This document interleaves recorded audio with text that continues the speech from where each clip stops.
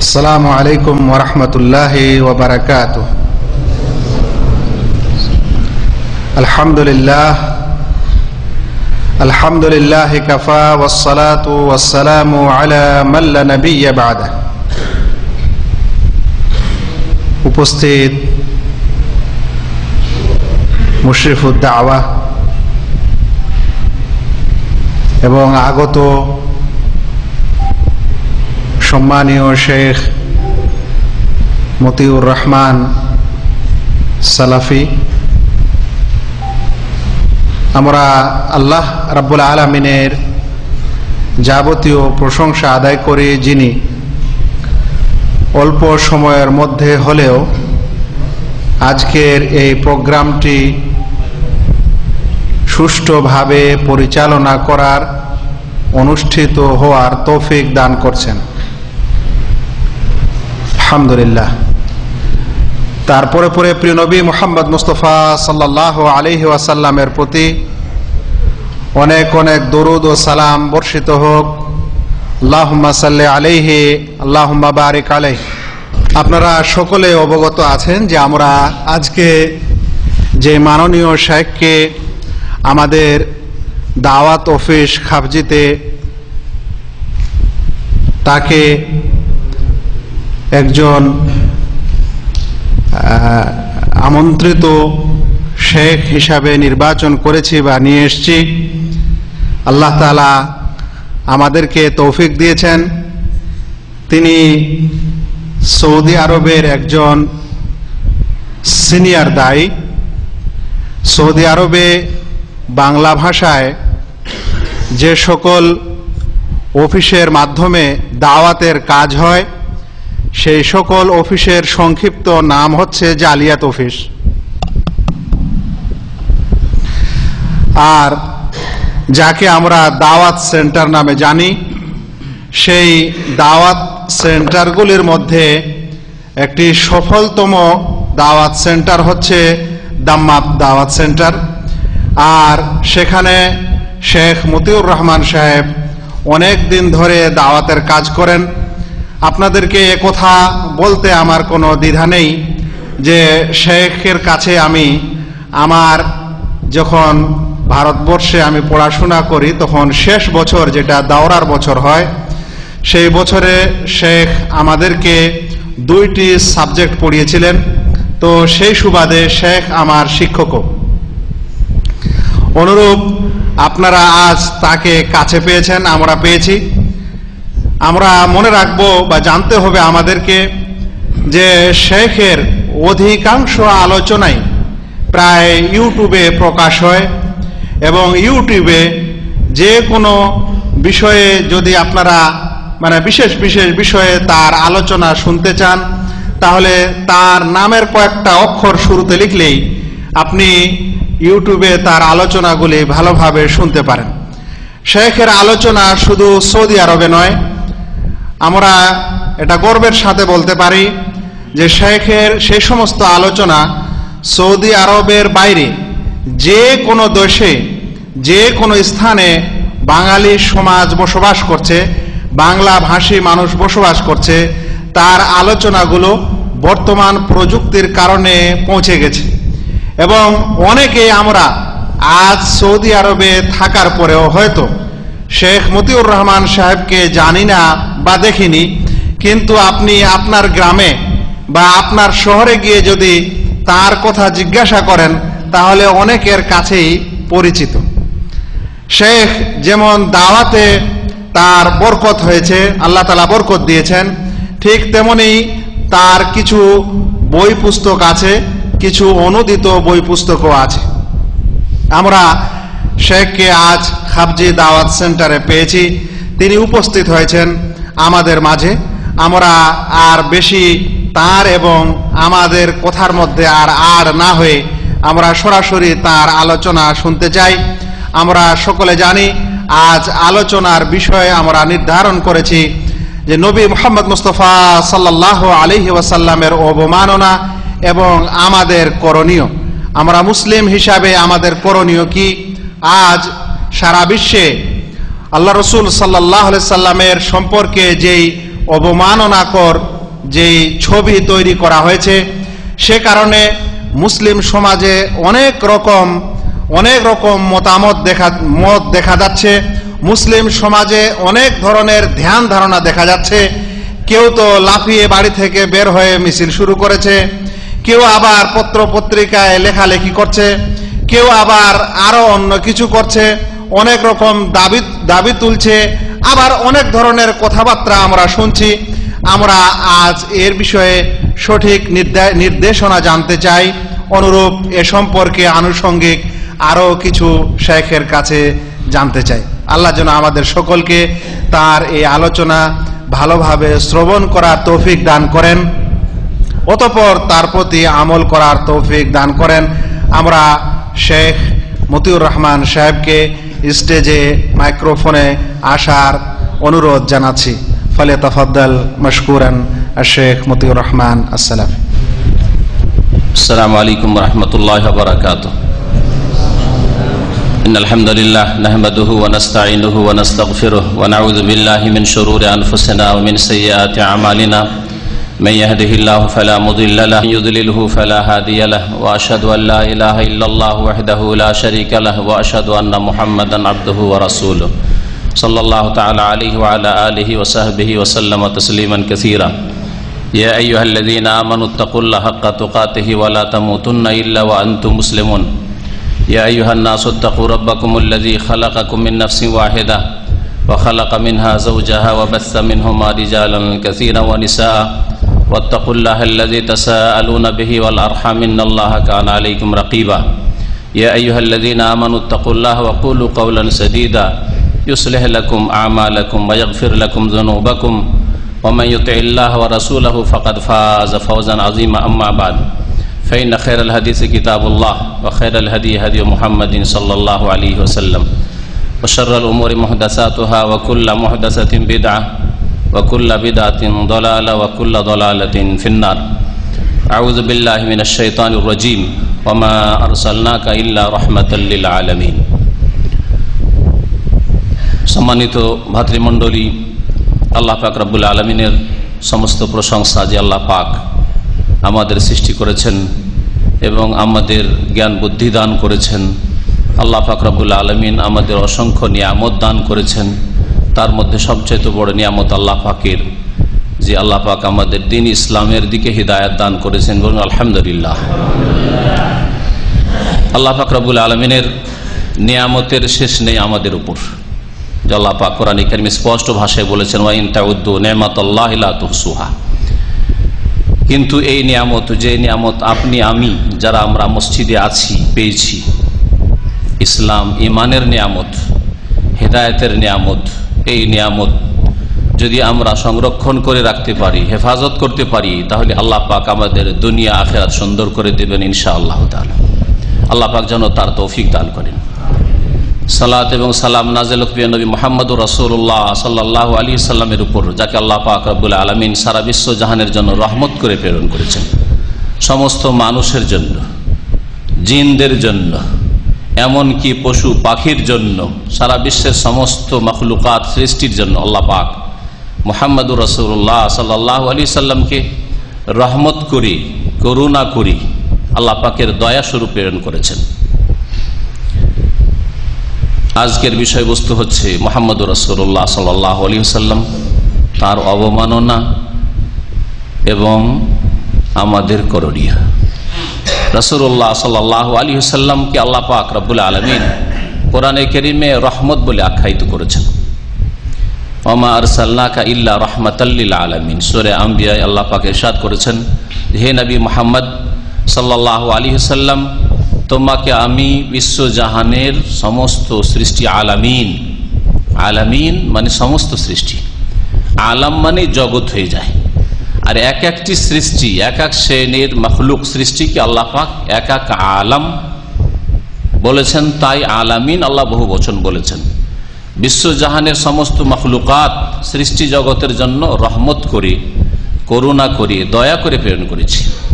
রাসূলুল্লাহ সাল্লাল্লাহু আলাইহি ওয়াসাল্লাম আমাদের সকলের জন্য রহমত। যেমন তিনি রহমত মুসলিমের জন্য, তেমনি তিনি রহমত কাফের মুশরিক বেদিনের জন্য। যেমন তিনি রহমত মানুষের জন্য তেমনি জিনের জন্য, যেমন তিনি মানব জিন এসবের জন্য রহমত, তেমনি তিনি রহমত সমস্ত মখলুকাত, পশু পাখি, গাছপালা, পৃথিবীতে যা কিছু আছে সমস্ত কিছুর জন্য আল্লাহ পাক রব্বুল আলামিন তাকে রহমত করে প্রেরণ করেছেন। তাহলে আপনার কাছে একজন মানুষ হিসাবে যদি আপনি চিন্তা করেন যে কোনো একটি বস্তু আছে যা আপনার জন্য রহমতের কারণ, দয়ার কারণ, রহমতের উপায়, তাহলে সেই বিষয়টি আপনার কাছে কত গুরুত্বপূর্ণ হওয়া উচিত, সেই বিষয়ের হেফাজত আপনি কত গুরুত্ব দিয়ে করবেন যদি আপনার বিবেক বুদ্ধি থাকে। এই বিবেক বুদ্ধি আল্লাহ পাক যাকে দিয়েছে সেই ব্যক্তি এই রহমতের কদর করে থাকে, তার হেফাজত করে থাকে এবং তা থেকে রহমত কেমন করে দিতে হবে, দয়া কেমন করে হাসিল করতে হবে আল্লাহ পাক রব্বুল আলামিনের তার ব্যবস্থা করে থাকে। অর্থাৎ ঈমান আমলের মাধ্যমে, ইবাদত বন্দেগীর মাধ্যমে, রাসূলুল্লাহ সাল্লাল্লাহু আলাইহি সাল্লামের ইত্তেবা অনুসরণের মাধ্যমে। আর যেই ব্যক্তি রহমতের মূল্য বুঝে না সেই ব্যক্তি এত নির্বোধ, যেমন কোন নির্বোধ যদি দুনিয়াতে পাওয়া যায় যার ভাতের থালায় ভাত আছে আর সে ক্ষুধায় আছে, আর ভাতে যদি সে ময়লা আবর্জনা, নিজের ভাতে নিজেই ময়লা আবর্জনা ফেলে দেয়, সেই ব্যক্তির মতো বোকা নির্বোধ আর কেউ নেই। তাহলে রাসূলুল্লাহ সাল্লাল্লাহু আলাইহি ওয়াসাল্লামের ইহতিরাম সম্মান না করি, রাসূলুল্লাহ সাল্লাল্লাহু আলাইহি ওয়াসাল্লামের কদর না করি, রাসূলুল্লাহ সাল্লাল্লাহু আলাইহি ওয়াসাল্লাম মান ইজ্জত না করি, রাসূলুল্লাহ সাল্লাল্লাহু আলাইহি ওয়াসাল্লাম যিনি রহমত, এই রহমতের সাথে মহাব্বত ভালোবাসা না করি, রাসূলুল্লাহ সাল্লাল্লাহু আলাইহি ওয়াসাল্লাম যিনি রহমত, আল্লাহ পাকের রহমতের ওসিলা মাধ্যম, তার মর্যাদা না দিয়ে যদি কেউ মানহানি করে তাহলে সেই ব্যক্তি নিজের ভাত নিজেই ময়লা আবর্জনা ফেলে খারাপ করল, নিজের রুজি নিজেই নষ্ট করল। এইরকম বোকা লোক আজকে আছে মানুষের মধ্যে, যেই লোকেরা নবী করিম সাল্লাল্লাহু আলাইহি ওয়াসাল্লাম রাহমাতুল লিল আলামিন, খাতামুল মুরসালিন, সাইয়্যিদুন নবিয়্যিন, তার অবমাননা করেছে। এখন অবমাননা সম্পর্কে আজকে যে বিষয়টি আপনাদেরকে বলবো, এই অবমাননা রাসূলুল্লাহ সাল্লাল্লাহু আলাইহি ওয়াসাল্লামের, আল্লাহ রসুলের শত্রু, আল্লাহ পাকের শত্রু, আল্লাহ পাকের দ্বীনের শত্রু ছাড়া কেউ করতে পারে না। এটা একজন সাধারণ মুসলিম ভালো করে বুঝতে পারছেন। আল্লাহ পাকের শত্রু, আল্লাহ পাকের রসুলের শত্রু, আল্লাহ পাকের দ্বীনের শত্রু, কোরআনে কারীমের শত্রু একমাত্র এ অবমাননা করতে পারে, আর তা করেছে। এই যে শত্রুতা, এটা আল্লাহ পাক রব্বুল আলামিন কোরআনে কারীমে স্পষ্ট করেছেন, যে সম্পর্কে প্রত্যেক মুসলিমকে সজাগ থাকতে হবে। আজকে মুসলিম বিশ্বের অবস্থা, মুসলিম বিশ্বের জনসাধারণের অবস্থা, সর্বস্তরের মানুষের অবস্থা, যে এতে থেকে একেবারে গাফিল, যে তাদের শত্রু, তাদের দ্বীনের শত্রু, তাদের রাসূলের শত্রু, তাদের কোরআনের শত্রু, তাদের রবের শত্রু যে আছে তাদেরকে চেনে না এবং তাদেরকে বন্ধু বানিয়ে ফেলেছে। অথচ আল্লাহ পাক রব্বুল আলামিন কোরআনে কারীমে স্পষ্টভাবে বলেছেন, ইয়া আইয়ুহাল্লাযীনা আমানু লা তাত্তাখিযুল ইয়াহুদা ওয়ান নাসারা আউলিয়া, হে মুমিনরা তোমরা ইহুদি এবং খ্রিস্টানকে কখনো বন্ধু হিসাবে গ্রহণ করিও না। আর কেউ যদি তাদেরকে বন্ধু হিসাবে গ্রহণ করে তাদের দলে শামিল হবে, এই কথা আল্লাহ পাক রব্বুল আলামিন বলেছেন, তাদের সাথে উঠবে এই কথা বলেছেন। কিন্তু আজকে মুসলিম সমাজে, জনসাধারণের মাঝেও সর্বস্তরের লোকের কাছেই পাবেন, কিন্তু আমরা জনসাধারণের সাথে যেহেতু বসবাস করি তাদের কথাই বলছি, শোনা যায় যে আমার এক খ্রিস্টান বন্ধু আছে, আমার এক হিন্দু বন্ধু আছে, আমার এক বন্ধু আছে সে নাস্তিক। এগুলো মুসলমানদের বন্ধু। এ হচ্ছে মুসলিমদের ধ্যান ধারণার অবস্থা, ইমানের অবস্থা, তাদের মগজে মস্তিষ্কে যা আছে তার একটা আভাস যে কি অবস্থায় আজকে মুসলিমরা আছে। আল্লাহ পাক রব্বুল আলামিন সতর্ক করেছেন তার শত্রু, মানুষের শত্রু, মুমিনদের শত্রু। ইয়া আইয়ুহাল্লাযীনা আমানু লা তাত্তাখিযু আদুওয়ি ওয়া আদুওয়াকুম আউলিয়া। আল্লাহ পাক একটি সূরার প্রথম আয়াতে বলছেন, হে মুমিনরা, তোমরা আমার দুশমন এবং তোমাদের দুশমনকে তোমরা বন্ধু হিসাবে গ্রহণ করবে না। তাহলে এই ইহুদি এবং নাসারা এরা আল্লাহ পাকেরও দুশমন এবং আমাদের দুশমন, এটা আমাদের প্রথম জেনে নিতে হবে। তারা কখনো রাসূলুল্লাহ সাল্লাল্লাহু আলাইহি সাল্লামকে রহমত হিসাবে গ্রহণ করবে না যতক্ষণ পর্যন্ত রাসূলুল্লাহ সাল্লাল্লাহু আলাইহি সাল্লাম যে রহমত, এই রহমতের কদর মর্যাদা অনুধাবন না করতে পারবে। এই রহমতের মর্যাদা তাদের কাছে ফুটে উঠবে কেমন করে, এই ক্ষেত্রে আমাদের করণীয় রয়েছে। আমি যে কথাগুলি বলতে চাইব, প্রথম হচ্ছে যে কি কারণে রাসূলুল্লাহ সাল্লাল্লাহু আলাইহি সাল্লামের অবমাননা হচ্ছে বা হয়েছে, এটা আমাদের জানার প্রয়োজন রয়েছে। আর এগুলির প্রতিকার কি, আগামীতে আমাদের করণীয় কি, যেটা হচ্ছে আসল বিষয়। আমাদের করণীয় কি, আমরা কি করব, কি করলে এই রকম আগামীতে হয়তো হবে না, অথবা এই রকম সাহস করলেও একটু তাদের অন্তরে ভয় সৃষ্টি হবে, যে কোনো রকমের ভয় হোক না কেন। প্রথম যে রোগগুলি আমাদের মধ্যে দেখা দিয়েছে, যারা রাসূলুল্লাহ সাল্লাল্লাহু আলাইহি সাল্লামের উম্মত বলে আমরা পরিচয় দিয়ে থাকি, আমাদের মধ্যে যে রোগগুলি দেখা গেছে, রোগের শেষ নেই। আজকে মুসলিম সমাজে রোগের শেষ নেই। ব্যক্তি জীবনে রোগে জর্জরিত, পারিবারিক জীবনে রোগে জর্জরিত, সামাজিক জীবনে রোগে জর্জরিত, আর বাকি ক্ষেত্রগুলি, বড় বড় ক্ষেত্রগুলি তো ছাড়েন। অর্থনীতিতে রোগে ভরা, রিজিক হালাল এইরকম মুসলিম পাওয়া বড়ই মুশকিল। টাকা পয়সা নিয়ে, ধার নিয়ে অথবা আমানত রেখে ফিরিয়ে পাওয়া যাবে এই আশা করা বড়ই মুশকিল।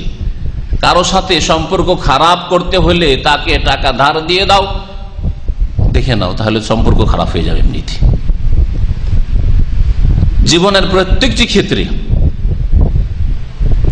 ব্যক্তি জীবনের অবস্থা দেখেন যে আজকে মুসলিম কি অবস্থায় আছে। সবচেয়ে বড় রোগ মুসলিম সমাজে যা ঢুকেছে, কি রোগ হতে পারে বলুন তো দেখি? শিরক। আজকের মুসলিম বিশ্বে, বিশেষ করে ভারত উপমহাদেশের প্রেক্ষাপটে, ভারত, বাংলাদেশ, পাকিস্তান, আমরা ওই সব দেশের কথা বলবো কারণ সেখানকার লোক আমরা। এই দেশগুলিতে অধিকাংশ মুসলিম হওয়া সত্ত্বেও তারা বড় বড় শিরক করে থাকে,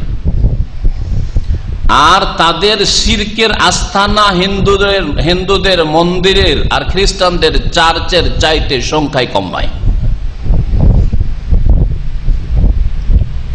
হিন্দুদের যদি দুর্গা থাকে, তো এসব নামধারী মুসলিমদের দরগাহ রয়েছে।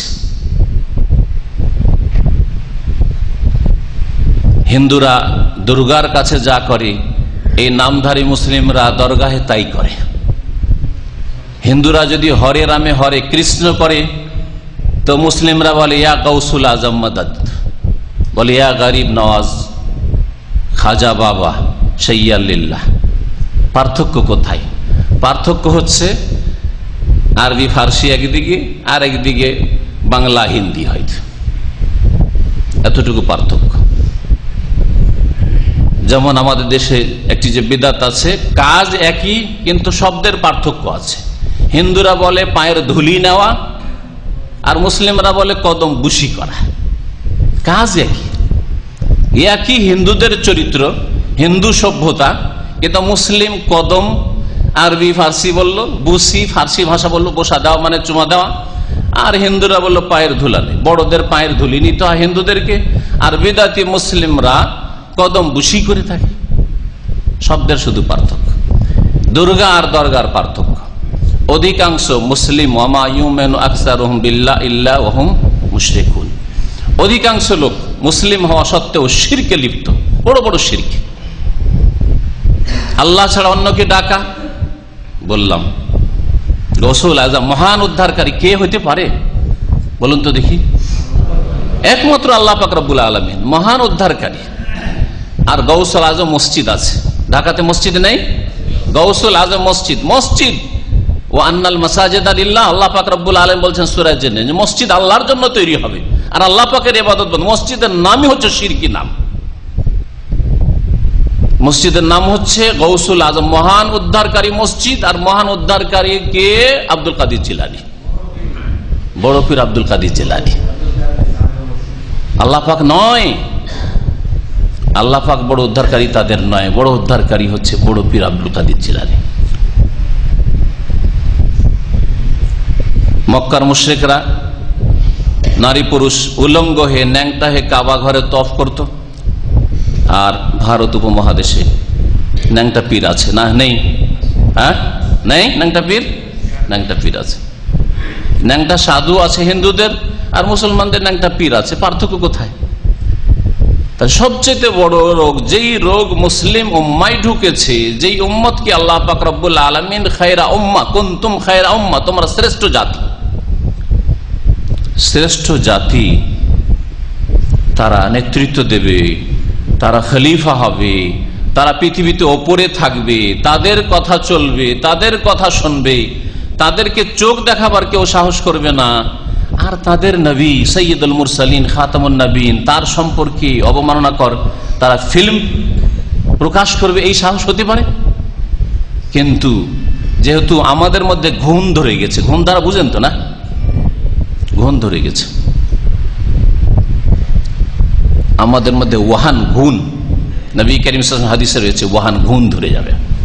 ওয়াসার কাঠ আছে, তক্তা আছে, কিন্তু অসার হয়ে আছে, কোন শক্তি নেই তাতে। গোসাউনকা গোসাই সেল, বন্যায় যে ময়লা আবর্জনা ভেসে আসে আর ফেনা ভেসে আসে, ওই রকম অবস্থা। একটু ধাক্কা লাগলে, একটু পানির ঢেউ আসলে ফেনাগুলি ছিন্ন ভিন্ন হয়ে চলে যায়, ময়লা আবর্জনা এই দিক থেকে ওই দিকে ছিন্ন ভিন্ন হয়ে চলে যায়, ছড়িয়ে যায়, কোনো অস্তিত্ব থাকে না। আজকে মুসলিম জাতির অবস্থা এরকম হয়েছে। এর মুখ্য কারণ এই নয় যে আমাদের কাছে শক্তি নেই, আমাদের কাছে পয়সা নেই, এগুলো বস্তুবাদীদের কথা। বস্তুবাদী যারা টাকা পয়সার উপর নির্ভরশীল, হ্যাঁ, নেতৃত্বের উপর নির্ভরশীল, আমাদের নেতৃত্ব আছে, টাকা পয়সা আছে, গায়ের জোর আছে, সুতরাং আমরা সব করে নেব, এরা হলো বস্তুবাদী। আমরা বস্তুবাদী নই, আমাদের মধ্যে রুহানিয়াত আছে, রুহানিয়াত আধ্যাত্মিকতায় বিশ্বাস আছে, ইমানে বিশ্বাস আছে, অদৃশ্য গায়েবে বিশ্বাস আছে, গায়েবী আল্লাহ পাকের মদদে বিশ্বাস আছে। আমাদের কোরআনে কারীমে আল্লাহ পাক রব্বুল আলামিন বলেছেন যে গায়েবী মদদ রাসূলুল্লাহ সাল্লাল্লাহু আলাইহি ওয়াসাল্লামের জন্য, সাহাবায়ে কেরামদের জন্য বদর ওহুদে এসেছে, হুনাইনে এসেছে। এসব কথা আমাদের অনেকের জানা আছে, আর না জানা থাকলে কোরআনে কারীম মওজুদ আছে। তাহলে আমরা আল্লাহ পাক রব্বুল আলামিনের মদদ বিশ্বাসী। তারপরে আমরা নির্যাতিত কেন? আজকে বর্মায় নির্যাতিত, সিরিয়ায় নির্যাতিত, আজকে বিভিন্ন দেশে ফিলিস্তিনে নির্যাতিত। আর আমাদের রাসূল সাল্লাল্লাহু আলাইহি ওয়াসাল্লাম সম্পর্কে আল্লাহর দুশমনদের এই দুঃসাহসিকতা হয়েছে। এর মুখ্য কারণ হচ্ছে মুসলিম উম্মার অধিকাংশ শিরকে লিপ্ত হয়ে যাওয়া। ধর্মের নামে যারা গুমরাহ হয়েছে, ধর্ম করছে তারা, মুসলিম জাতিতে মুসলিম ধর্ম করছে, কিন্তু শিরকি ধর্ম। আর একটি বড় দল আছে, তাদের কথা বলা হয়নি, যারা মুসলিম হওয়া সত্ত্বেও তারা বিধর্মী, তারা ধর্মের ধার, তাদের ধর্ম হচ্ছে পেট, আল বাতন ওয়াল ফারজ, যৌন ক্ষুধা দূর করা আর পেটের ক্ষুধা দূর করা, এছাড়া আর কিছু বুঝে না।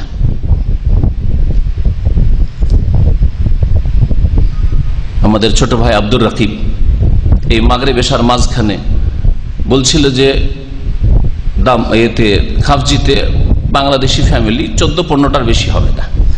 আমি বললাম যে যদি এই 14-15টা থাকে, আমার দাম্মাম যেখানে 500-র বেশি অন্তত ফ্যামিলি আছে বাংলা ভাষাভাষী, তাদের থেকে আমার অভিজ্ঞতা তার মধ্যে অর্ধেকের বেশি, বরং তার চাইতে বেশি, অর্ধেকের আরো বেশি হবে, তারা হচ্ছে দুই ভাগে ভাগ করা যেতে পারে, মুসলিমদেরকে, সে ফ্যামিলি হোক অথবা ব্যাচেলার হোক। অর্ধেকের বেশি এরা বেদিন, এদের ধর্ম হচ্ছে পেট, পয়সা কোত্থেকে আসছে আর যৌন ক্ষুধা কোথায় দূর হচ্ছে, কি হালাল কি হারাম, জায়েজ আর না জায়েজ কোনো পার্থক্য নেই। তাদের কাছে বেতনের পয়সা আর ব্লু ফিল্মের সিডি বিক্রি করা পয়সায়, আর জেনা ব্যভিচারের করিয়ে ব্যবসা, এই ব্যবসা করিয়ে ইনকাম, কোনো পার্থক্য নেই তাদের কাছে। হালাল হারামের কোনো পার্থক্য নেই, পয়সা আসতে হবে। খরচ করে এসছে, অনেক টাকা পয়সা নিয়ে যেতে হবে। এইরকম যদি জাতিতে মুসলিম হয় তো এদেরকে আল্লাহ লাঞ্ছিত করবেন না তো আর কি করবে? এরা তো এরই হকদার, অধিকাংশ হয়ে গেল এইরকম বেদিন। আর যেগুলির মধ্যে ধর্ম আছে তাদের অধিকাংশ আবার হচ্ছে বাতিল ধর্মে বিশ্বাসী, শিরকের ধর্মে, কবর মাজার পূজার ধর্মে বিশ্বাসী, পীরতন্ত্রের ধর্মে বিশ্বাসী, হ্যাঁ, ব্যক্তি পূজা, অন্ধত্বে বিশ্বাসী। যদি নবী করিম সাল্লাল্লাহু আলাইহি ওয়াসাল্লামের কথা বলা হয় তো বলবে যে আমাদের তরিকাতে কি আছে, আমাদের মযহাবে কি ফতোয়া আছে। যদি রাসূলের হাদিস পেশ করা হয় তো এই হাদিসের উপর আমাদের তরিকায় আমল আছে না নেই, শর্ত লাগিয়ে মানব। বিভিন্ন তরিকায় ভাগ হয়ে রয়েছে। তাহলে প্রথম যেই রোগ, সেই রোগ হচ্ছে শিরকের রোগ। আল্লাহ পাক রব্বুল আলামিন ওই জাতিকে কখনো নিরাপদ রাখবেন না যেই জাতিতে শিরক ঢুকে গেছে। আল্লাহ পাক সূরা আনআমের একটি আয়াতে ইরশাদ করেছেন, আল্লাযীনা আমানু ওয়া লাম ইয়ালবিসু ঈমানাহুম বিযুলমিন উলাইকা লাহুমুল আমনু ওয়া হুম মুহতাদুন। যারা মুমিন হয়েছে, মুসলিম হয়েছে, আমরা মুসলিম, কিন্তু তার সাথে আল্লাহ বলছেন ওয়া লাম ইয়ালবিসু ঈমানাহুম বিযুলমিন, তাদের ঈমানের সাথে জুলমের অর্থাৎ শিরকের সংমিশ্রণ ঘটায় না। এই জুলমের তাফসীর রাসূলুল্লাহ সাল্লাল্লাহু আলাইহি ওয়াসাল্লাম করেছেন শিরক বলে। আর কোরআনে কারীমের সূরা লুকমান আল্লাহ বলেছেন ইন্নাশ শিরকা লাযুলমুন আযীম, শিরক হচ্ছে সবচেয়ে বড় জুলম। তো শিরকের সংমিশ্রণ যেন না ঘটায়, মুসলিম যেন শিরকি আকীদা না রাখে, শিরকি আমল না করে, তাবিজ কোমরে আর হাতে না বাঁধা থাকে। বাচ্চা ভূমিষ্ঠ হলে তাবিজ বেঁধে দিতে হবে রানে বিবির, আর সেও তাবিজ আবার কোরআনে কারীমের। কত বড় কোরআনের সাথে বেয়াদবি! রাসূলুল্লাহ সাল্লাল্লাহু আলাইহি ওয়াসাল্লামের সাথে ইহুদি বেয়াদবি করেছে, না হয় নাসারা বেয়াদবি করেছে, তাই না? আর আপনি কত বড় বেয়াদবি করেছেন যে এই রানে, আপনার স্ত্রীর রানে যখন নেফাসের রক্ত প্রবাহিত হচ্ছে আর সেই সময় রানে ইজাসমাউন কি বলছে ওয়ালকাত মাফিহা ওয়া তাখাল্লাত, এই আয়াত বেঁধে দিতে হবে। আর তারপরে যখনই তাড়াতাড়ি ভূমিষ্ঠ হয়ে যাবে তাড়াতাড়ি খুলে ফেলবেন, না হয় নাড়ি বুড়ি বেরিয়ে চলে যাবে। এটা ইহুদিরা বলেছে? এটা নাসারারা বলেছে? না, এটা মুসলিমদের ধর্মীয় পুস্তকে লেখা আছে। হ্যাঁ, বাতিল ধর্মীয় পুস্তকে লেখা আছে। আর এগুলি হলো আমাদের দেশের আমল। অথচ নবী করিম সাল্লাল্লাহু আলাইহি ওয়াসাল্লাম বলেছেন আত-তামাইমুশ শিরকুন, তাবিজ হচ্ছে শিরক। তাহলে এই শিরকি আকীদা, শিরকি আমল, শিরকি আচরণ, শিরকি কাজকর্ম, শিরকে ভরা সবকিছু, এই অবস্থায় আল্লাহ পাক রব্বুল আলামিন কেন নিরাপত্তা দান করবেন? আল্লাহ পাক ইরশাদ করেছেন ঈমানের সাথে জুলমের যদি সংমিশ্রণ না করে উলাইকা লাহুমুল আমন, তাদের জন্য রয়েছে নিরাপত্তা। তাদের নবী নিরাপদ, সেই উম্মত নিরাপদ, তাদের ধন সম্পদ নিরাপদ, তাদের নারীরা নিরাপদ, তাদের মান ইজ্জত নিরাপদ। আর এর বিপরীত যদি তারা জাতিতে মুসলমান কিন্তু আকীদা আমলে শিরক ঢুকে থাকে, লাইসা লাহুমুল আমন, তাদের জন্য নিরাপত্তা নেই।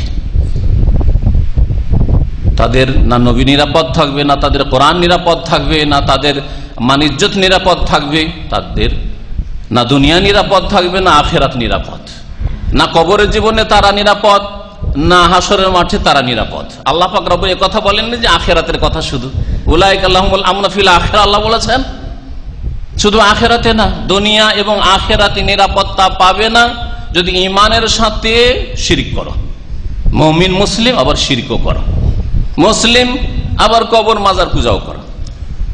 নবী করিম সাল্লাল্লাহু আলাইহি ওয়াসাল্লাম কি কথা বলেননি আলী রাদিয়াল্লাহু তাআলা আনহুকে যে আলী তোমাকে কি একটি কাজে পাঠাবো,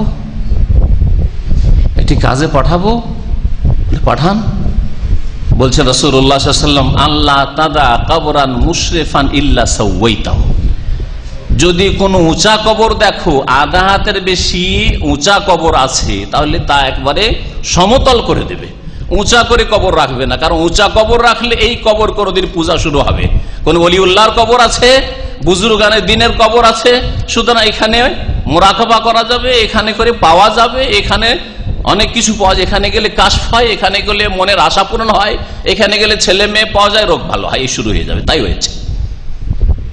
রাসূলুল্লাহ সাল্লাল্লাহু আলাইহি ওয়াসাল্লাম আলী রাদিয়াল্লাহু তাআলা আনহুকে পাঠিয়েছিলেন। আজকে এই রাসূলুল্লাহ সাল্লাল্লাহু আলাইহি ওয়াসাল্লামের কাজ যদি কেউ করতে চায়, আর এক আলীকে কাউকে যদি পাঠাতে চায় যে আজকে এই কাজ, যতগুলি কবর পাকা হয়ে আছে যতগুলি কবর উঁচা হয়ে আছে, যেই কবরগুলিতে আল্লাহ ছাড়া এই কবরকে সেজদা হচ্ছে, সেই কবরগুলিকে সাধারণ কবরে পরিণত, আধা হাত উঁচা করে কাঁচা মাটিতে রাখো, পাকা কবর করে নয়। করতে দেবে মুসলিমরা? দেবে? বলুন দেখি। বাধা দেবে কে? ইহুদিরা এসে বাধা দেবে? হিন্দুরা এসে বাধা দেবে? খ্রিস্টানরা আসবে বাধা দিতে? এই মুসলিমরাই বাধা দিতে, যাদেরকে মুসলমান বলা হচ্ছে। এ মুসলমান হে জিনহে দেখ কে শর্মা ইহুদ। তাহলে তৌহিদ প্রতিষ্ঠা করতে সবচেয়ে বড় বাধা এই মুসলিমদের এক শ্রেণীর লোক, যারা নামে তো মুসলিম কিন্তু কাজে কর্মে আকীদা আমলে তারা শিরক করে থাকে। এই অবস্থা থাকলে কখনো আমরা নিরাপদ নই। আর আল্লাহ পাক হেদায়েত দেবেন, অহম মুহতাদুন। শিরক মুক্ত যদি হও, মুমিন এবং শিরক মুক্ত, তাহলেই তোমরা হেদায়েত পাবে, আল্লাহ পাক রব্বুল বলেছেন। দ্বিতীয় কারণ হচ্ছে নবী করিম সাল্লাল্লাহু আলাইহি সাল্লামের অবমাননার আর আমাদের উপর জুলম অত্যাচার হওয়ার, আমরা হেয় প্রতিপন্ন আল্লাহর শত্রুদের কাছে। এর কারণ হচ্ছে অনৈক্য, দলাদলি, আমাদের মধ্যে ফাটল আর ভাঙন। আর সেই সম্পর্কে আমার একটু পূর্বের আলোচনাতে বুঝতে পেরেছেন যে মুসলিমরা প্রথম দুভাগে বিভক্ত। একদল বিধিহীন মুসলিম, নামে মাত্র মুসলিম, শুধু নামগুলি মুসলিম, নামে অনেক সময় চেনা মুসলিম, রূপ চেহারা তো চেনাই যাবে না। আর এক দল বেদিন নয়, তাদের দিন আছে কিন্তু আবার তারা বহু দিনে বিশ্বাসী, দিনে ইসলামে বিশ্বাসী নয়। আল্লাহ পাকের নাজিলকৃত দিন ইসলাম, যা কোরআনে কারীমে রয়েছে, যা রাসূলুল্লাহ সাল্লাল্লাহু আলাইহি ওয়াসাল্লাম হাদিসে রয়েছে, ফাইন আমানু বিমিসলি মা আমানতুম বিহি, তোমরা যদি তাদের মতো ঈমান নিয়ে আসো যেমন তারা ঈমান নিয়ে এসেছিল, সাহাবায়ে কেরামরা যেমন ঈমান নিয়ে এসেছিল, সাহাবায়ে কেরামদের জামানায় যে ইসলাম ছিল সেই ইসলাম যদি তোমরা পালন করো, আল্লাহ পাক বলছেন ফাকাদ ইহতাদাও, তাহলে তো হিদায়াত পাবে, তাহলে তো সঠিক রাস্তা পাবে। যদি ওইদিকে ফিরিয়ে নিয়ে যেতে চাই তো যেতে চাইবেন না। বহু দলে বিভক্ত, বহু দলে বিভক্ত। নবী করিম সাল্লাল্লাহু আলাইহি ওয়াসাল্লামের যে ভবিষ্যৎবাণী 73 ফিরকা হবে, তার বেশি হয়ে গেছে। তো এই যে মুসলিমদের অনৈক্য, আল্লাহর শত্রুরা বুঝতে পারছে যে মুসলিমদের মধ্যে আপোষে মিল নেই, এরা কখনো এক হতে পারবে না আমাদের বিরুদ্ধে। সুতরাং তাদের নবী সম্পর্কে আমরা যদি বেয়াদবি করি, আমরা যদি নবীর অবমাননা করি, এরা কিছুই করতে পারবে না আমাদের। আল্লাহ পাক কোরআনে কারীমে ইরশাদ করেছেন, ওয়ালা তানাজাউ ফাতাফশালু ওয়া তাযহাবা রিহুকুম, তোমরা আপোষে, ওয়ালা তানাজাউ, ঝগড়া বিবাদ করিও না। আর সবচেয়ে বড় ঝগড়া হচ্ছে ধর্মীয় ঝগড়া। কারণ দুনিয়ার ঝগড়া, পয়সার ঝগড়া, নেতৃত্বের ঝগড়া আর স্বার্থের ঝগড়া, এই সামান্য ঝগড়া, এই ঝগড়া মিটে যাচ্ছে, দেখছেন না, মিটে যাচ্ছে। আছে আবার নেই, 2-4 দিন ছিল তারপর নেই, আবার স্বার্থ ঠিক হয়ে গেছে, মিলে গেছে। কিন্তু ধর্মীয় আকীদার ঝগড়া, আকীদার ঝগড়া, একদল তৌহিদ প্রতিষ্ঠাকারী, আর একদল শিরকে বিশ্বাসী, অথচ তারাও মুসলিম। আর একদল রাসূলুল্লাহ সাল্লাল্লাহু আলাইহি ওয়াসাল্লামের সুন্নতে বিশ্বাসী, সহিহ সুন্নাত মোতাবেক জীবন যাপন করে। আর দল বলছে না, বিদআতে হাসানার দরজা তো খোলা আছে, যা আমরা করছি এগুলো হাদিসে না থাকলে কি হবে, এগুলো তো বিদআতে হাসানা, ভালো কাজ। এইভাবে বহু দল তৈরি হয়ে গেছে। আল্লাহ বলছে ওয়ালা তানাজু, এই ঝগড়া বিবাদ করিও না, ফাতাফশালু, না হলে দুর্বল হয়ে পড়বে, তোমরা দুর্বল হয়ে যাবে কাফেরদের কাছে, ওয়া তাযহাবা রিহুকুম, আর তোমাদের যে দাপট আছে সে দাপট শেষ হয়ে যাবে, দাপট থাকবে না। সুতরাং আমাদের দাপট নেই, আল্লাহ তো বলেছেন। কত দলে বিভক্ত। তাহরিক পত্রিকায় আজকে থেকে প্রায় 8-10 বছর আগে আমি পড়েছিলাম, লিখেছে শুধু বাংলাদেশে তরিকত, জানেন তো তরিকত আর মারিফাত সব শুনেছেন না, তরিকতে পীরদের তরিকতের 2,98,000 তরিকা আছে শুধু বাংলাদেশে। একটা ছোট্ট বাংলাদেশে 2,98,000টা তরিকা আছে। চিস্তিয়া তরিকা, কাদেরি তরিকা, মুজাদ্দিদি তরিকা, এই তরিকা, সেই তরিকা, তরিকার শেষ নাই। এইভাবে কখনো ঐক্য আসতে পারে? আল্লাহ পাক বলছেন ওয়াতাসিমু বিহাবলিল্লাহ, আল্লাহ পাকের রশিকে মজবুত করে ধরো। আল্লাহ পাকের রশি কোরআনে কারীম, আর কোরআনে কারীম ব্যাখ্যা হচ্ছে রাসূলুল্লাহ সাল্লাল্লাহু আলাইহি ওয়াসাল্লামের সহিহ হাদিস। মুসলিম উম্মাহ যদি ঐক্য সত্যিকার অর্থে অন্তর থেকে কামনা করে, তাহলে কোরআন সুন্নাহ ছাড়া কখনো ঐক্য আসতে পারে না। কোরআনে কারীমে যা আছে বিনা শর্তে মানব, কোনো কন্ডিশন নেই।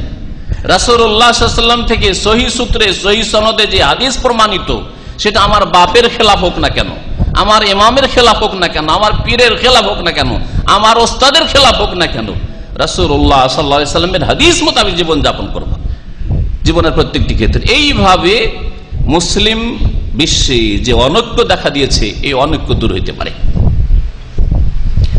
আর এছাড়া যদি বলেন যে আমাদের দল ভারী, সুতরাং আমাদের দলে আপনারা অল্প আর থেকে কি করবেন, চলে আসেন আমাদের দলে চলে আসেন, কখনো হবে না, কখনো হবে না। আমি একটা উদাহরণ এই জন্য দিই, যদি বলেন যে ভাই আমাদের বাংলাদেশের অমুক পীর সাহেবের মুরিদানের সংখ্যা সবচেয়ে বেশি, সুতরাং আরবদেরকে যদি বলেন যে চলো তোমরা এই তরিকতের উপর আমল করো, হবে? যাবে কেউ? মানবে? মানবে না।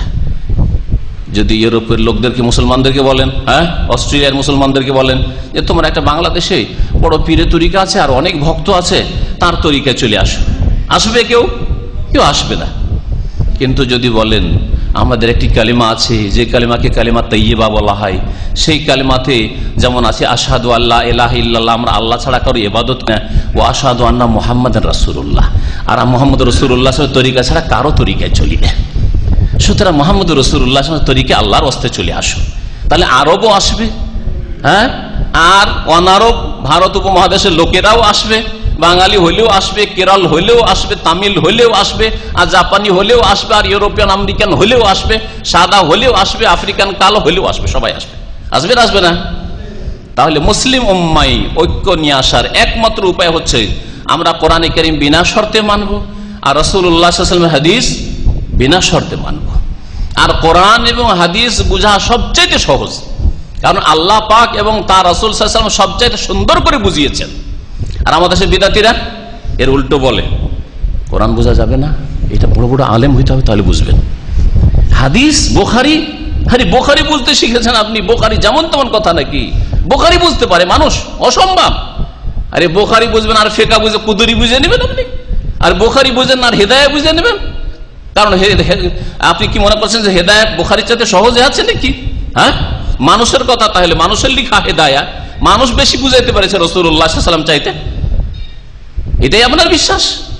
আপনি মানহানি করলেন, আপনি অবমাননা করছেন, এটা বুঝেন না যে ইয়া রাসূলুল্লাহ, যেন আপনি বলছেন, প্রত্যক্ষ বলেন আর না বলেন, পরোক্ষভাবে বলছেন ইয়া রাসূলুল্লাহ, আপনার কথা আমরা বুঝতাম না।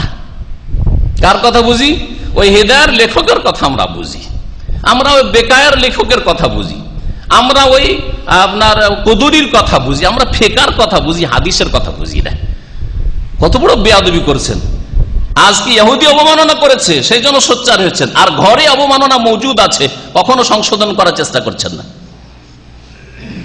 কেন ফিকহের কিতাবে নেই যে কালা আবু হানিফা এই বলেছেন, ইমাম আবু ইউসুফ এই বলেছেন, মুহাম্মদ এই বলেছেন? এখন তিনজনই তো হানাফি ইমাম, কার কথা নেবেন? মতবিরোধ নেই? কখনো হানাফি মাযহাবের ফতোয়া আবু ইউসুফের কথার উপর, কখনো মুহাম্মাদের কথার উপর, আর কখনো আবু হানিফার কথা। কোনটার উপরে ফতোয়া আছে রে বাবা? এখানে মুশকিল নয় বোঝা, জটিল। অথচ যদি সহিহ সনদে হাদিস প্রমাণিত হয়ে যায়, আর হাদিস যদি মানসুখ রহিত না হয়, কালা রাসূলুল্লাহ সাল্লাল্লাহু আলাইহি ওয়াসাল্লাম, তাহলে আপনার জন্য মানা ফরজ, আমার জন্য মানা ফরজ। কত সহজ! তাহলে আমাদের যে অনৈক্য, দলের শেষ নেই, যার ফলে আমরা দুর্বল হয়ে পড়েছি আল্লাহর শত্রুদের কাছে, এটা হচ্ছে একটা কারণ আমাদের দুর্বল হয়ে যাওয়ার, এবং আমাদের সম্পর্কে, আমাদের নবী সম্পর্কে বেয়াদবি করার যে সাহস হয়েছে কাফেরদের, এর মুখ্য কারণ। আর এছাড়া বহু কারণ রয়েছে, তার মধ্যে একটি কারণ বলে শেষ করছি, তা হচ্ছে অধিকাংশ মুসলিমরা 5 ওয়াক্ত নামাজ ছেড়ে দিয়েছে। মুসলিম জাতি ততদিন শক্তিশালী থাকবে যতদিন তারা 5 ওয়াক্ত নামাজ কায়েম করবে। শুনে রাখেন ভালো করে, আল্লাহ পাক রব্বুল সূরা হজের একটি আয়াত ইরশাদ করেছেন, আল্লাযীনা ইন মাক্কান্নাহুম ফিল আরদ, ওই সব লোকেরা যাদেরকে আমি পৃথিবীতে শক্তিশালী করেছি, যাদেরকে নেতৃত্ব দিয়েছি, যাদেরকে ক্ষমতা দিয়েছি। আল্লাহ পাক আমাদের ছোট ক্ষমতা হলো, আল্লাহ ক্ষমতা দিয়েছেন। আপনি আপনার পরিবারের রাজা, আপনার বাড়ির যে সদস্য আছে তাদের মধ্যে আপনি নেতৃত্ব দিচ্ছেন, আপনার সব কথা, দুনিয়ার কথা আপনার ভাইরা শুনছে, আপনার ছেলে মেয়েরা শুনছে, আপনার স্ত্রী শুনছে, আপনার মা বাপ শুনছে, কখনো দিনের কথা তো শোনাবার তৌফিক হয় না। পৃথিবীতে যদি শক্তিশালী করি তাদেরকে, প্রথম কাজ কি করবে? আল্লাহ বলছেন আকামুস সালাহ, নামাজ কায়েম করবে, ওয়া আতাউজ যাকাত, যাকাত দেবে, ও আমারু বিল মারুফ, আর ভালো কাজের উপদেশ দেবে। ভালো কাজ কেমন করে বাড়বে, মানুষ ভালো কাজে কি করে উদ্বুদ্ধ হবে এই চেষ্টা করবে, এর জন্য মেহনত পরিশ্রম করে, তাহলে দাওয়াতের, ইসলামের দাওয়াতের কাজ, ইসলাম প্রচারের কাজ করবে। ওয়া নাহা আনিল মুনকার, অন্যায় কাজে বাধা দেবে। আল্লাহ বলেছেন, আল্লাহ পাকের খাস রহমত এই সৌদি আরবের ওপর, আর সৌদি আরবের কর্মকর্তাদেরকে আল্লাহ পাক যেন জাযায়ে খায়ের দান করেন, যে এই দেশে এই আমরে বিল মারুফ আর নাহি আনিল মুনকার, ভালো কাজের উপদেশ দেওয়া আর অন্যায় কাজে বাধা দেওয়ার নামে একটি সংস্থা সরকারের পক্ষ থেকে আছে, হাইয়াতুল আমরে বিল মারুফ আর নাহিল মুনকার। আর বাকি আরো যে 56-57টি দেশ আছে, কোন দেশে আছে কি? সবগুলি তো মুসলিম দেশ, কিন্তু অন্যায় কাজে বাধা দিতে হবে আর ভালো কাজের জন্য উপদেশ দিতে হবে, এবং অনেক ক্ষেত্রে বাধ্য করতে হবে ভালো কাজের জন্য। কেন ভালো কাজ করবে না, কেন অন্যায় কাজ হবে, কেন মদ খাওয়া হবে, কেন এখানে বেশ্যাবৃত্তি চলবে, হ্যাঁ, এখন কেন এখানে বুলি ফিল্ম চলবে, কেন নামাজ পড়তে যাবে না মুসলিম, আবার নামাজ পড়বে না কেন, আবার রাস্তায় বসে কেন খাবে। হাইয়াতুল আমর বিল মারুফ আর নাহিল মুনকারের কাজ আল্লাহ পাক এদের জাযায়ে খায়ের দান করেন। যারা এই সংস্থাকে কায়েম রেখেছে, আল্লাহ পাক তাদের যেন কায়েম রাখার তৌফিক দান করেন। বাকি মুসলিম দেশগুলো, তারাও তো মুসলিম। আল্লাহ বলছেন, তোমাদের শক্তিশালী করি, শক্তিকে স্থায়িত্ব রাখবো যদি নামাজ কায়েম করো, যাকাত দাও, ভালো কাজের উপদেশ দাও, আর অন্যায় কাজে বাধা দাও। অন্যায় কাজ চোখের সামনে হচ্ছে, আপনার বলার ক্ষমতা নেই। রাস্তায় মদ খাচ্ছে, বলার ক্ষমতা আছে? কোনো বলার ক্ষমতা নেই। সরকারের লোক বলবে, বাংলাদেশে বলবে, পাকিস্তানে, মুসলিম দেশ বলবে না, বলবে না। পার্কে, হ্যাঁ, যুবক যুবতীর সম্মতি আছে, অসুবিধা নাই, ওটা ধর্ষণ নাই, ওটা অপরাধ হলো না। হ্যাঁ, যদি জবরদস্তি করে, জেনাকে 2 ভাগে ভাগ করেছে না। যদি জবরদস্তি করে তাহলে অন্যায় কাজ করলো। কেন জবরদস্তি করবেন, ওই তো যুবতী রাজি নেই তো, তাহলে অপরাধ করলেন। আর যদি সম্মতি থাকে, অসুবিধা নেই, নিয়ে গেল কারো মেয়েকে উঠিয়ে, কোনো অপরাধ করলো না। আল্লাহ পাকের আযাব আসবে না ওই জাতির ওপর, যেই জাতি অন্যায় কাজে বাধা দেবে না, যেই জাতিকে আল্লাহ শক্তিশালী করলে তারা তাদের দায়িত্ব পালন করবে না। আল্লাহ পাক শ্রেষ্ঠত্ব তখনই দিবেন এই উম্মতকে। আল্লাহ বলছেন যে তা'মুরুনা বিল মারুফ তানহাউনা আনিল মুনকার, অন্যায় কাজে বাধা দেবে এবং ভালো কাজের উপদেশ দেবে। আজকে আরেক দল মুসলিমদের আছে, তাদের কথা শুনলে আরো আশ্চর্য হয়ে যাবে। সৌদি আরবে এই হাইয়ার লোকেরা আল্লাহ পাক তাদের জাযায়ে খায়ের দান করে, যদি সালা সালা বলে তো মুসলিমরাই ঠাট্টা করে, তাদের মুসলিমরা ঠাট্টা করে, হিন্দু খ্রিস্টান ঠাট্টা করে না, মুসলিমরা দেখো দেখো মতো ওরা সালা সালা করছে, আর এর মতো আসে ডুক ডুক ওরে ঠাট্টা করে, ঘৃণা করে এদেরকে, যে এই দল কখন যাবে, আমাদের দেশে যেমন না এ দেশে যেন না থাকে, যাতে ফ্রি হয়ে আমরা পাপ করতে পারি।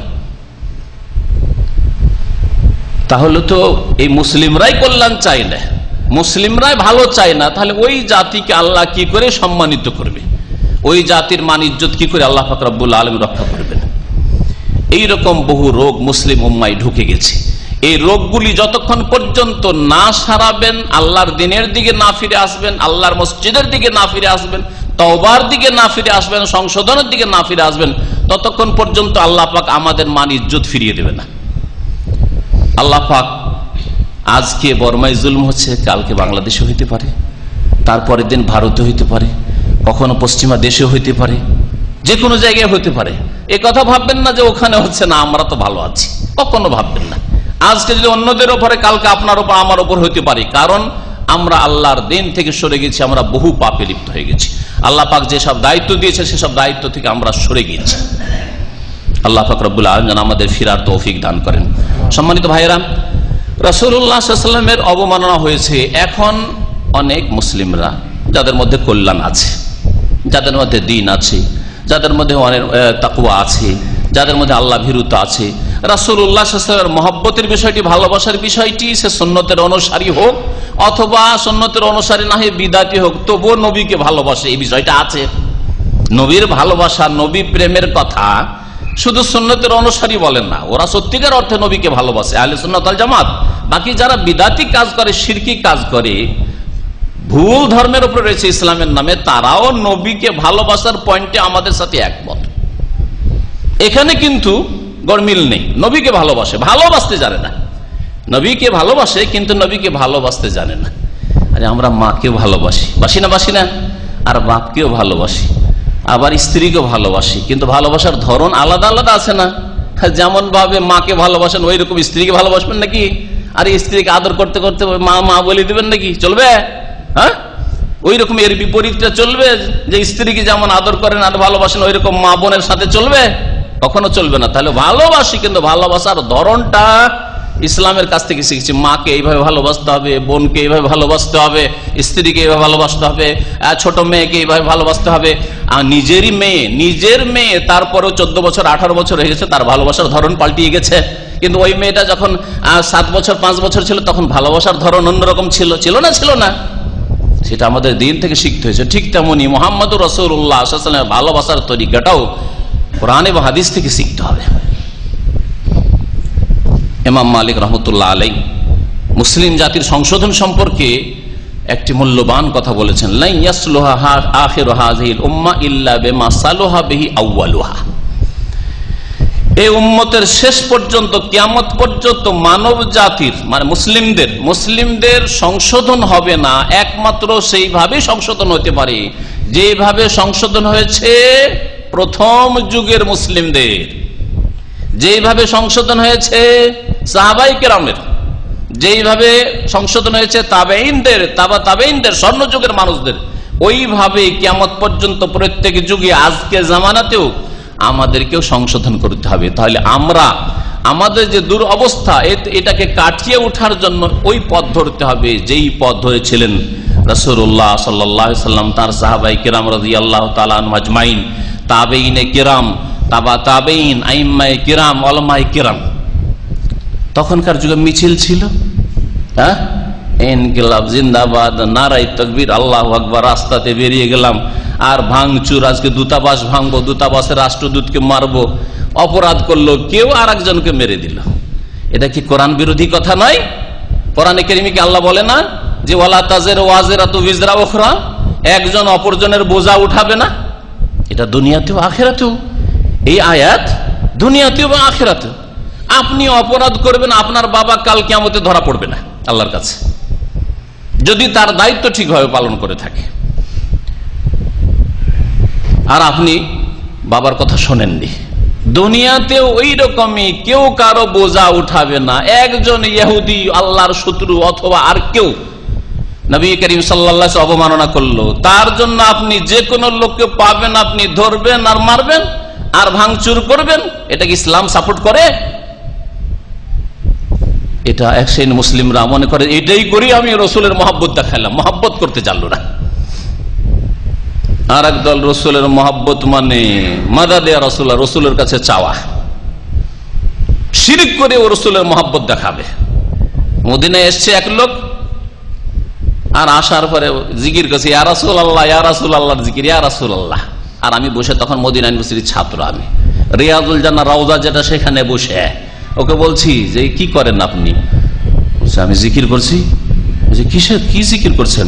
বলছে রসুলের জিকির করছি, আমার কানে শুনেছে এবং আমার তার সাথে কথা হচ্ছে, কোনো মিথ্যা কথা নয়, রসুলের জিকির করছি। রসুলের জিকির করছেন? আমি তো এটা প্রথম শুনছি ভাই, আসলে তো আল্লাহর জিকির, আল্লাহ করেন উযকুরুল্লাহ ফাযকুরুনি আযকুরকুম, আল্লাহর জিকির করতে হবে। আচ্ছা আমাকে বুঝাবেন না, আমি ধর্ম শিখে এসেছি, আপনার কাছ থেকে শিখতে হবে না, আমি ওয়াহাবীর কাছ থেকে শিখবো না, আমি দেশ থেকে আমার হুজুর শিখিয়ে পাঠিয়েছে। কি হ্যাঁ বলে মক্কা গেলে আল্লাহর জিকির করবে আর মদিনা গেলে রসুলের জিকির বেশি বেশি করবে। সেও তো রসুলকে মহব্বত করে আর আমিও করি, কিন্তু মহব্বত করতে জানে না, মহব্বত করতে জানে না। মহব্বত করতে যায় শিরক কুফরি করে ফেললো। এক গর্ত থেকে উঠে এসেছিল হিন্দুদের গর্ত থেকে, আর উঠে আরেক শিরকের গর্তে পড়লো। দুর্গার গর্ত থেকে উঠে আসলে দরগার গর্তে গিয়ে মুশরিক হয়ে গেল।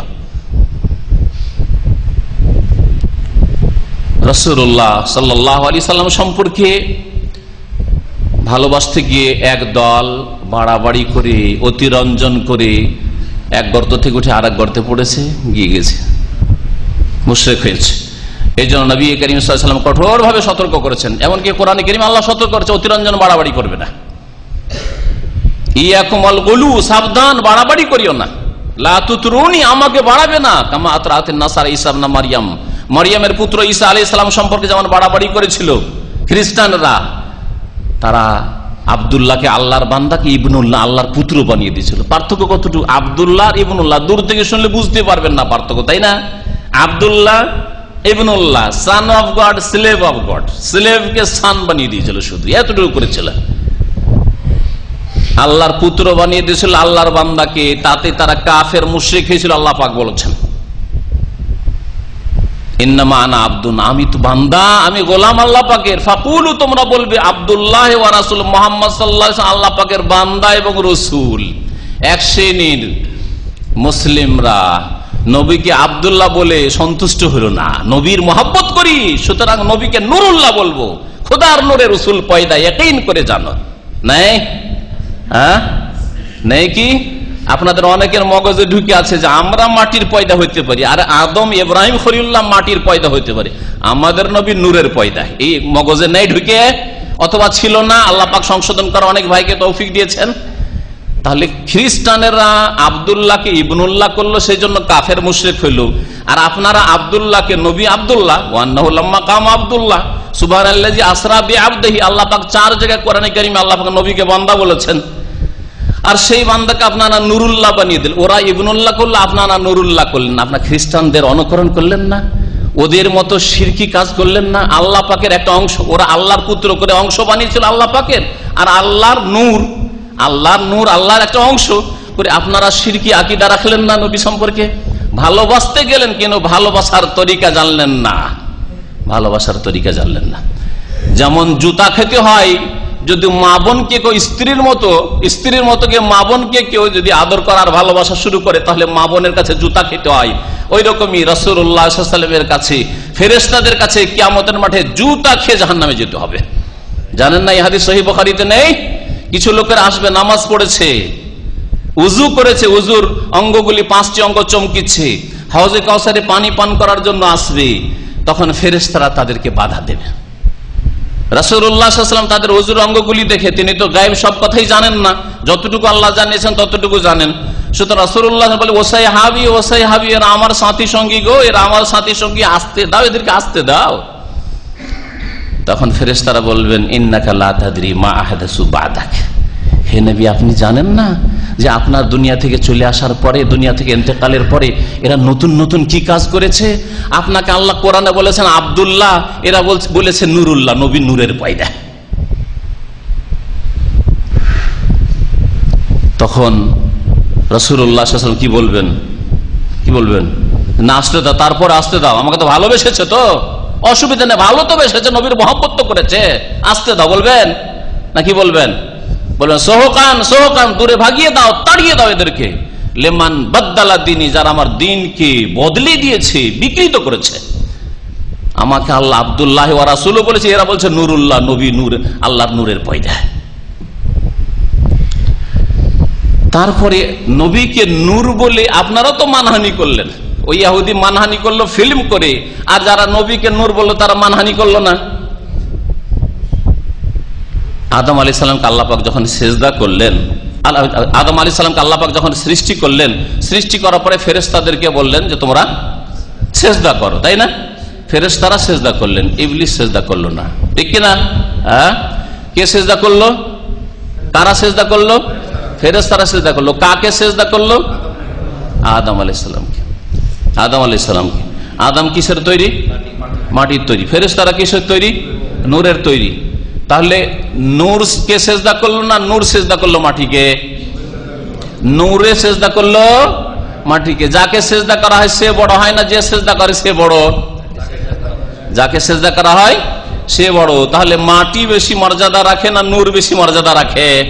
হ্যাঁ, তাহলে নবীকে যদি মাটির সৃষ্টি বলতেন, আদম সন্তান বলে মাটির সৃষ্টি, তাহলে ওপরে উঠিয়ে তার মানিজ্জত আপনি পেশ করতেন।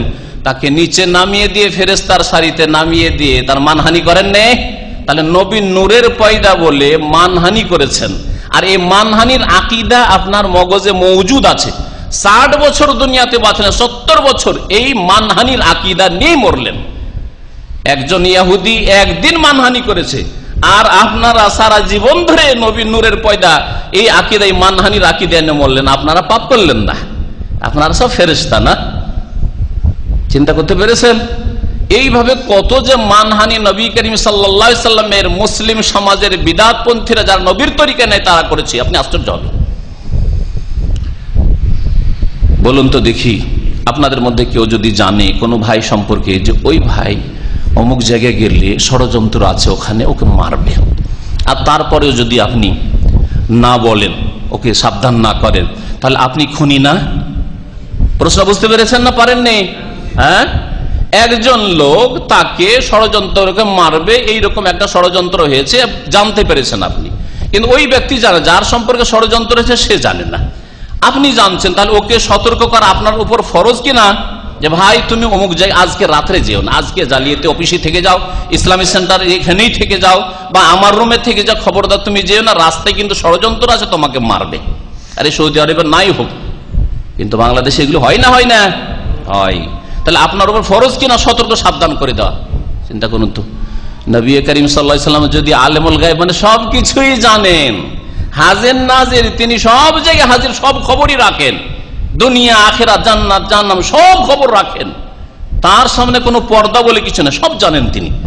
এটা মুসলিম সমাজের বেরলভী আকীদা নয়, আটরসি মাইজ ভান্ডারি আকীদা নয়, এটা কি দেওয়ানবাগী আকীদা নয়, হ্যাঁ, এটা পীর পন্থীদের আকীদা নয় যে নবী সবকিছুই জানছেন। তাহলে নবী সবকিছু জানছেন তো 70 জন সাহাবীকে যারা হাফেজে কোরআন, আলেমে দ্বীন, তাদের সম্পর্কে ষড়যন্ত্র করে কাফের একটি দল এসেছে, আমরা মুসলমান হয়ে গেছি, কিন্তু আমাদের কোরআন শিখাবার আর নামাজ শিখাবার দিন শিখাবার কেউ নেই, সুতরাং আপনি কিছু আপনার সাথী সঙ্গীদের দেন, আমাদের কোরআন শিখাবে। নিয়ে গিয়ে রাস্তায় বীরে মৌনার যে ঘটনা হলো, সিরাতুন নবীর ঘটনা, সেখানে গিয়ে 70 জনের 69 জনকে শহীদ করে দিল। যদি রাসূলুল্লাহ সাল্লাল্লাহু আলাইহি ওয়াসাল্লাম আলেমুল গায়ব আর হাজির নাজির সব ঘটনা তো দেখতে পাচ্ছেন, তার সামনে নকশা তো আছেই, তিনি তো দেখতে পাচ্ছেন যে ওই তো ওইখানে তারা ঘেরাও করে আছে, আর এরা গেলেই তো ধরবে, আর তারা কত মিটিং করেছে, তার আগে মিটিং করেছে, সবকিছু রাসূল শুনেছেন, কারণ আলেমুল গায়ব তিনি সবকিছু শুনেছেন, তারপরে জানা সত্ত্বেও এদেরকে পাঠিয়ে দিলেন খুন হওয়ার জন্য।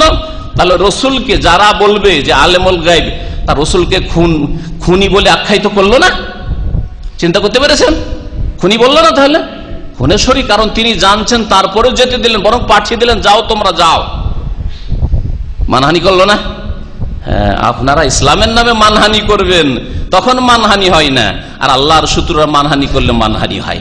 তাহলে নিজে আগে মান রাসূলুল্লাহ সাল্লাল্লাহু আলাইহি ওয়াসাল্লামে জানতে হবে যে কোনখানে রাসূলুল্লাহ সাল্লাল্লাহু আলাইহি ওয়াসাল্লাম মান ইজ্জত আছে।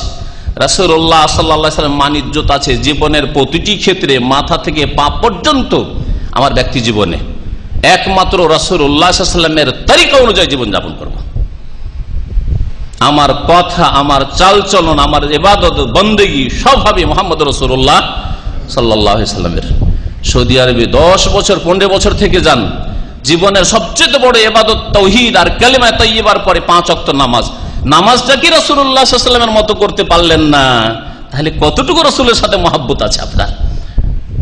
রাসূলুল্লাহ সাল্লাল্লাহু আলাইহি ওয়াসাল্লামের মহব্বতের প্রমাণ হচ্ছে যে আপনি নবী করিম সাল্লাল্লাহু আলাইহি ওয়াসাল্লামের ইত্তিবা করবেন, অনুসরণ করবেন, নবীর তরিকায় চলবেন। আপনি নামাজটাকে ঠিক করার তৌফিক হলো না, যদি আপনাকে বলা হয় যে ভাই সহি শুদ্ধ নামাজটা পড়েন, আপনি নামাই তো পড়িয়েন না, ইন্নী ওয়াজহাত ওয়াজহিয়া, এই যায় নামাজের দোয়া বলে কিছু নাই, তাকবীরে তাহরিমার আগে, বরং পড়তে হলে তাকবীরে তাহরিমার পরে পড়তে হবে, এইসব বলিয়েন না। ইফতাদাতু বিহাযাল আম, এসব ফালতু কথা, এসব ইসলামের নেই, এসব কথা যদি বলা হয় তো আপনার মেজাজ গরম, মনে হচ্ছে খেয়ে নেবেন। তখন এটা কি রাসূলুল্লাহ সাল্লাল্লাহু আলাইহি ওয়াসাল্লাম নামাজ? এই ট্রিপল বেদাত দিয়ে শুরু করা।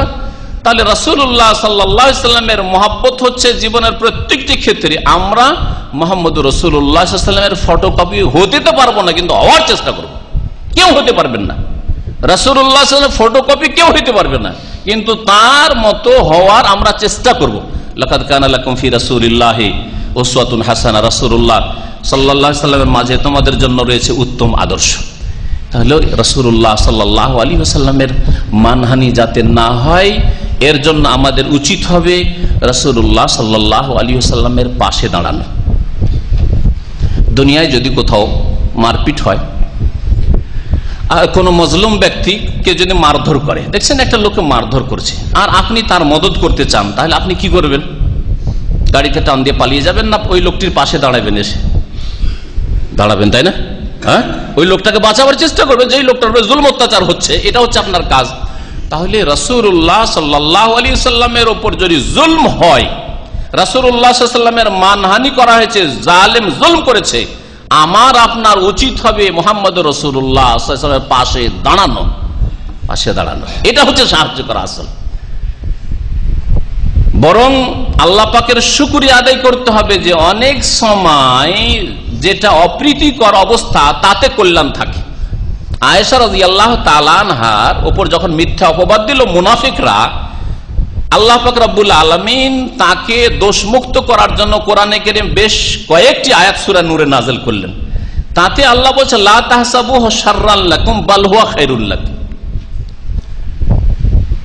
নবী সাল্লাল্লাহু আলাইহি ওয়াসাল্লামের প্রিয়তমা বিবি আয়েশা রাদিয়াল্লাহু তাআলা আনহার উপর যে মিথ্যা অপবাদ দেওয়া হয়েছে এটাকে কোনো খারাপ মনে করিও না। এতে তোমাদের জন্য বাল হুয়া খায়রুল লাকুম, বরং এতে তোমাদের জন্য কল্যাণ রয়েছে। আরে মিথ্যা অপবাদ দিয়েছে মুনাফিকরা, বলছে নবীর বিবি ভালো না, এইরকম দেখেছি, এইরকম হয়েছে। আর তারপরে আল্লাহ বলছেন এটা তোমাদের জন্য খারাপ নয়, অমঙ্গল নয়, বরং বাল হুয়া খায়রুল লাকুম, মঙ্গল তোমাদের জন্য, কল্যাণ এতে রয়েছে, এতে তোমাদের জন্য ভালাই রয়েছে। তাহলে রাসূলুল্লাহ সাল্লাল্লাহু আলাইহি ওয়াসাল্লামের যদি মানহানি আল্লাহর কোন দুশমন করে এতেও কল্যাণ আছে।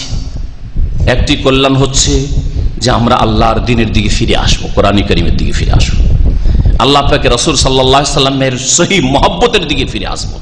আল্লাহ পাকের রাসূল সাল্লাল্লাহু আলাইহি ওয়াসাল্লামের মহব্বত, সহি মহব্বত হচ্ছে খাঁটি নির্ভেজাল নিখুঁত ভালোবাসা, হচ্ছে যে নবী করিম সাল্লাল্লাহু আলাইহি ওয়াসাল্লাম আদর্শ মোতাবেক জীবন যাপন করব।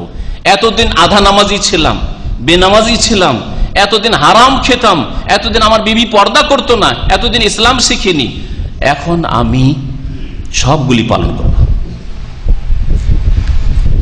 আজকে এই মসজিদে যে কজন ভাই আছেন, এই কয়েকশো ভাই যে আছেন, তারাই যদি 5 ওয়াক্ত নামাজ ঠিক করে নেন, আল্লাহ পাকের সাথে ওয়াদা করেন রাসূলুল্লাহ সাল্লাল্লাহু আলাইহি সাল্লামের মানহানি হয়েছে, সুতরাং আমরা শিরক মুক্ত হব, আর কোন রকমের শিরক করব না। যদি কারো তাবিজ থাকে এক্ষুনি তাবিজ খুলে ফেলবেন, কারণ নবীকে, আমার প্রিয় নবী সাল্লাল্লাহু আলাইহি সাল্লাম বলেছেন তাবিজ সাত্তাম আমি শিরক কর।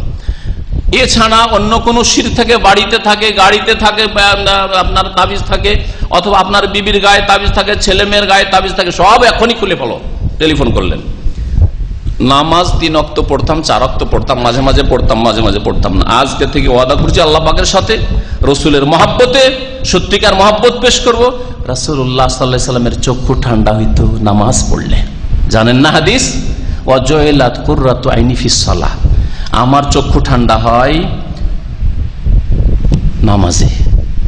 বেলাল রাদিয়াল্লাহু তাআলা আনহুকে মাঝে মাঝেই বলতেন, আজানের একটু পূর্বে যখন আজান হতে বিলম্ব হচ্ছে, তখনকার যুগে তার টাইম টেবিলের জন্য ঘড়ি ছিল না, আরে না বেহায়া বেলাল, আরে না বেহায়া বেলাল, নামাজ দিয়ে আমার মনে শান্তি নিয়ে আসার সুযোগ দাও, নামাজ দিয়ে আমাকে শান্তি দাও, নামাজের জন্য আজান দাও, আমার মনে শান্তি হবে।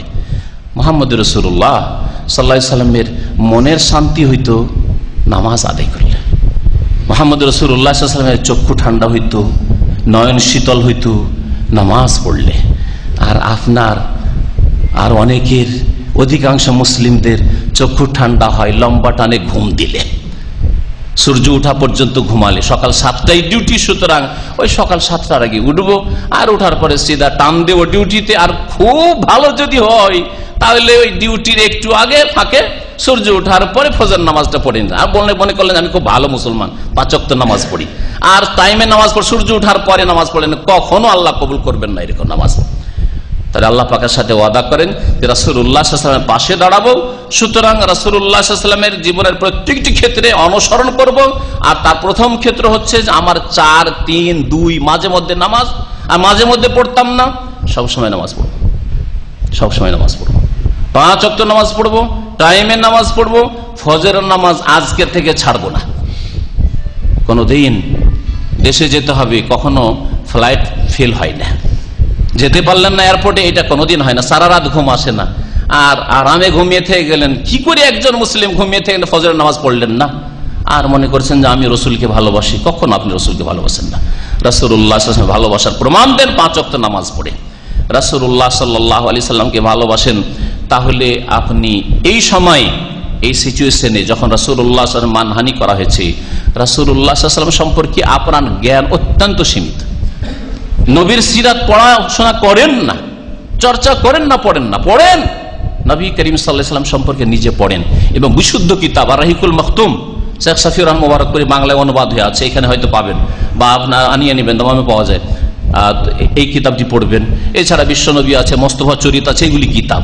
আর বাকি ওই গাঁজাখড়ি কিতাবগুলি পড়বেন না, যেই কিতাবগুলিতে এমন ভণ্ডামির কথা, শিরক বিদাতের কথা আছে, আর যেসব লেখকের আকীদাই ঠিক নাই, সেগুলি পড়বেন না। এখান থেকে ভালো কিছু কিতাব নিয়ে যান এবং সেই কিতাবগুলি থেকে রাসূলুল্লাহ সাল্লাল্লাহু আলাইহি ওয়াসাল্লামের জীবনী, সিরাত চর্চা করেন, পড়েন এবং শোনেন। তৌহিদ সম্পর্কে জানেন, রিসালাত সম্পর্কে জানেন, আখিরাত সম্পর্কে জানেন, আল্লাহর দ্বীন সম্পর্কে জানেন, হালাল হারাম জানেন। এখান থেকে টাকার সাথে ইসলাম নিয়ে যান। সৌদি আরব থেকে 3টে জিনিস নিয়ে যাবেন। একটা হচ্ছে টাকা পয়সার জন্য এসেছেন, ওটা যেন বলতে হবে না, তাই না? পয়সার জন্য এসেছেন, ওটা তো বলতে হবে না, ওটা 3 নম্বরে রাখেন। ওটা নিয়ে যাবেন, কিন্তু 3 নম্বরে। 1 নম্বরে যেটা নিয়ে যাবেন, তৌহিদের জ্ঞান, সহি সুন্নতের জ্ঞান, সহি তরিকা এখান থেকে নিয়ে যাবেন। নবীর তরিকা কি আর আল্লাহর ইবাদত বন্দি কেমন করে করতে হয়। যদি মাজার পূজার নাম আর পীর পূজার নাম ধর্ম হইতো, তাহলে সৌদি আরবে সবচেয়ে বেশি থাকতো। বিবেকে চিহ্ন এখানে। মিলাদের নাম যদি ধর্ম হইতো, মিলাদ এখানে, মিলাদ কেন নেই? আরে শবে বরাত কেন নেই? প্রশ্ন তো জাগছে, উত্তর কেন চান না আপনি? এখান থেকে সঠিক ইসলাম নিয়ে যাবেন, ইসলামের জ্ঞান নিয়ে যাবেন, এটা 1 নম্বরে। 2 নম্বরে হজ উমরা বেশি বেশি করে নিয়ে যাওয়ার চেষ্টা করবেন। 3 নম্বরে হালাল রুজি নিয়ে যাবেন, তাহলে কামিয়াব হয়ে যাবেন। রাসূলুল্লাহ সাল্লাল্লাহু আলাইহি ওয়াসাল্লামের সিরাত সম্পর্কে জ্ঞান হাসিল করেন, তাহলে আপনি রাসূলের পাশে দাঁড়ালেন। ছেলে মেয়েদেরকে রাসূলুল্লাহ সাল্লাল্লাহু আলাইহি ওয়াসাল্লামের সিরাত সম্পর্কে, কোরআন হাদিসের জ্ঞান দেন, তাদেরকে ইসলাম কিছু শেখান। পয়সা হয়েছে, ডাক্তার ইঞ্জিনিয়ার বানাচ্ছেন, কিন্তু আপনি ইসলাম সম্পর্কে কোন জ্ঞান দেন না। নামাজের গুরুত্ব আপনার ছেলে বুঝে না, আপনার মেয়ে পর্দার গুরুত্ব বুঝে না, এগুলি শিখাতে হবে। আল্লাহর হস্তে নবী করিম সাল্লাল্লাহু আলাইহি ওয়াসাল্লামের আদর্শ আপনি আপনার ছেলে মেয়েদেরকে শেখান। এটা হচ্ছে রাসূলুল্লাহ সাল্লাল্লাহু আলাইহি ওয়াসাল্লামের পাশে দাঁড়ানো। তারপরে আরেকটা কাজ করবেন, আর তা দিয়ে আমার আলোচনা শেষ করব। সেটা হচ্ছে যথাসাধ্য আমাদের সাধারণ মানুষের যতটা ক্ষমতা আছে, সেই ক্ষমতা প্রয়োগ করে আল্লাহর শত্রুদের কোণঠাসা করার চেষ্টা করব। আল্লাহ পাক বলছেন, ফাত্তাকুল্লাহ মাস্তাতাতুম, সূরা তাগাবুনে, যথাসাধ্য আল্লাহকে ভয় করো। নবী করিম সাল্লাল্লাহু আলাইহি ওয়াসাল্লামের সাহায্য করার ক্ষেত্রে, আল্লাহ পাকের দ্বীনের খেদমত করার ক্ষেত্রে, আল্লাহ দ্বীনকে শক্তিশালী করার ক্ষেত্রে আমরা প্রত্যেকে মুসলিম, আমরা আল্লাহ পাকের মুজাহিদ, আল্লাহ পাক রব্বুল আলামিনের আমরা সেনা। সুতরাং আল্লাহ পাকের নবীর সাহায্য করার ক্ষেত্রে, আল্লাহ পাকের দ্বীনের সাহায্য করার, কোরআনের কথা সারা বিশ্বে পৌঁছে দেওয়ার ক্ষেত্রে আমরা প্রত্যেকে নিজের নিজের ডিউটি পালন করব। আর কাফেরদের শক্তি দুর্বল করার জন্য যতটা আমাদের মধ্যে ক্ষমতা আছে, ব্রেন বুদ্ধি আছে, কৌশল আছে, তা আমরা অবলম্বন করব। অস্ত্র প্রয়োগ করে না, কারণ আমাদের হাতে অস্ত্র নেই। এটা হচ্ছে প্রশাসনের কাজ। জনসাধারণ কাজ অস্ত্র ধরা নাই, কাউকে মেরে দিলেন, ভাঙচুর করে দিলেন, দূতাবাসে ঢুকে পড়লেন না, ভেঙে দিলেন, এগুলো কাজ আমাদের না। এগুলো অনৈসলামিক কাজ, এগুলো গুনার কাজ, পাপের কাজ, এগুলো খারেজিদের কাজ। সম্মানিত ভাইরা, শুনে রাখুন, যা করবেন সেটা হচ্ছে যে আপনি বহু টাকার মাল সামান 1 বছরে কিনছেন। এই মাল সামানগুলি কিনবেন মুসলিম প্রোডাক্ট, মুসলিম দেশ থেকে, কাফেরদের কাছ থেকে কিনবো না, আল্লাহর শত্রুদের কাছ থেকে কিনবো না। অনেক টাকা ফায়দা হলো আপনার থেকে মুসলিম ভাইয়ের। 1টা রিয়াল যদি লাভ করে, মুসলিমরা লাভ করলে, পাকিস্তানের তৈরি, বাংলাদেশের তৈরি, ইন্দোনেশিয়ার তৈরি, মালয়েশিয়ার তৈরি, সৌদি আরবের তৈরি, কুয়েতের তৈরি, তুরস্কের তৈরি, ঠিক আছে, সিরিয়ার তৈরি, মুসলিম যদি হয় ঠিক আছে। আর ইসরায়েলের তৈরি নেবেন, হ্যাঁ, কাফের দেশের তৈরি নেবেন না। দেখছেন আমি বিকল্প পাচ্ছি, মুসলিম দেশের, অমুসলিম দেশের নেব না। আজকাল অধিকাংশ মুসলিমরা কেনাকাটার ক্ষেত্রে পরোয়াই করে না, বরং কাফের দেশের, মেডিয়ান এটা জাপান আছে, এটা নিতে হবে। মেডিয়ান থাইল্যান্ড, পাশাপাশি মালয়েশিয়া আছে, মালয়েশিয়া নেবে না, থাইল্যান্ডটা নেবে। হ্যাঁ, ইউএসএ ওটা নেবে, অথচ সৌদি আরবে ওর চাইতে ভালো তৈরি, ওটা নেবে না। সৌদি আরবে ভালো তৈরি, ওটা নেবেন না। নিজের দেশে সুতি কাপড় মেডিয়ান বাংলাদেশ সবচেয়ে ভালো আছে, বাংলাদেশের, ওটার কেন নেব? মেড ইন ইংল্যান্ডটা নেব, ইংল্যান্ডের কাপড় পরবো না, ওইটা নাই। এর মাধ্যমে আপনি আল্লাহর দুশমনদেরকে, যারা নবীর শত্রু, আল্লাহর দুশমন শত্রু, অনেকটাই কোণঠাসা করতে পারবেন। এই পন্থা আপনি অবলম্বন করতে পারেন। এটা হচ্ছে মুমিনের সাথে মহব্বতের পরিচয়, রাসূলের সাথে মহব্বতের পরিচয়, ইসলামের সাথে মহব্বতের পরিচয়। আমার 1টা পয়সা ফায়দা হবে, মুসলিমকেও, মুসলিম দেশে যান। ইংরেজদের বিরুদ্ধে যখন ভারতে আন্দোলন হয়েছিল 1947-এর আগে, তখনকার আমরা কবিতা পড়েছিলাম, মায়ের দেওয়া মোটা কাপড় মাথায় তুলে নেড়ে ভাই, তার একটা লাইন মনে আছে। মোটা কাপড় তখন ওই হাতের হ্যান্ডলুম, বুঝেন তো, হ্যান্ডলুম হাতে তৈরি হতো, মোটা কাপড়, সেটা ভারতে তৈরি হয়, বাংলাদেশে তৈরি হয়, এটা নেব। আমরা ওই ইংল্যান্ডের ওই চিকন কাপড়, পাতলা কাপড়, ওটা নেব না, বয়কট করো, তাদের কাপড় কিনবো না। তাতে তারা অনেকটা কামিয়াব হয়েছিল। আর কাফের পয়সার জন্য মরে। একজন খাঁটি মুসলিম পয়সার পরোয়া করে না, আল্লাহর দ্বীনের পরোয়া করে, কিন্তু কাফের পেটের জন্য পরোয়া করে। এর মাধ্যমে দেখবে যে বড় বড় ব্যবসায়ী প্রতিষ্ঠান বসে গেল। না না, এইরকম আজ কাজ করবো না আমরা। এইরকম আগামীতে যদি আমাদের লোকেরা নবীর মানহানি করে, তাহলে আমাদের বড় বড় কোম্পানি বসে যাবে, বড় বড় প্রতিষ্ঠান লস খেয়ে যাবে, বড় বড় ব্যবসায়ী প্রতিষ্ঠান ধ্বংস হয়ে যাবে। সুতরাং অনেক লোক বেকার হয়ে যাবে, বেকার সমস্যা দেশে বিরাজ করবে, তা হইতে দেব না। সুতরাং মুহাম্মদ সাল্লাল্লাহু আলাইহি ওয়াসাল্লাম সম্পর্কে আগামীতে আর আমাদের দেশে এরকম করতে দেব না। করবে না? করবে না? কেনার ক্ষেত্রে, বেচার ক্ষেত্রে যারা মুসলিম বড় বড় ব্যবসায়ী, এইসব জিনিস দেব না তোমাদেরকে।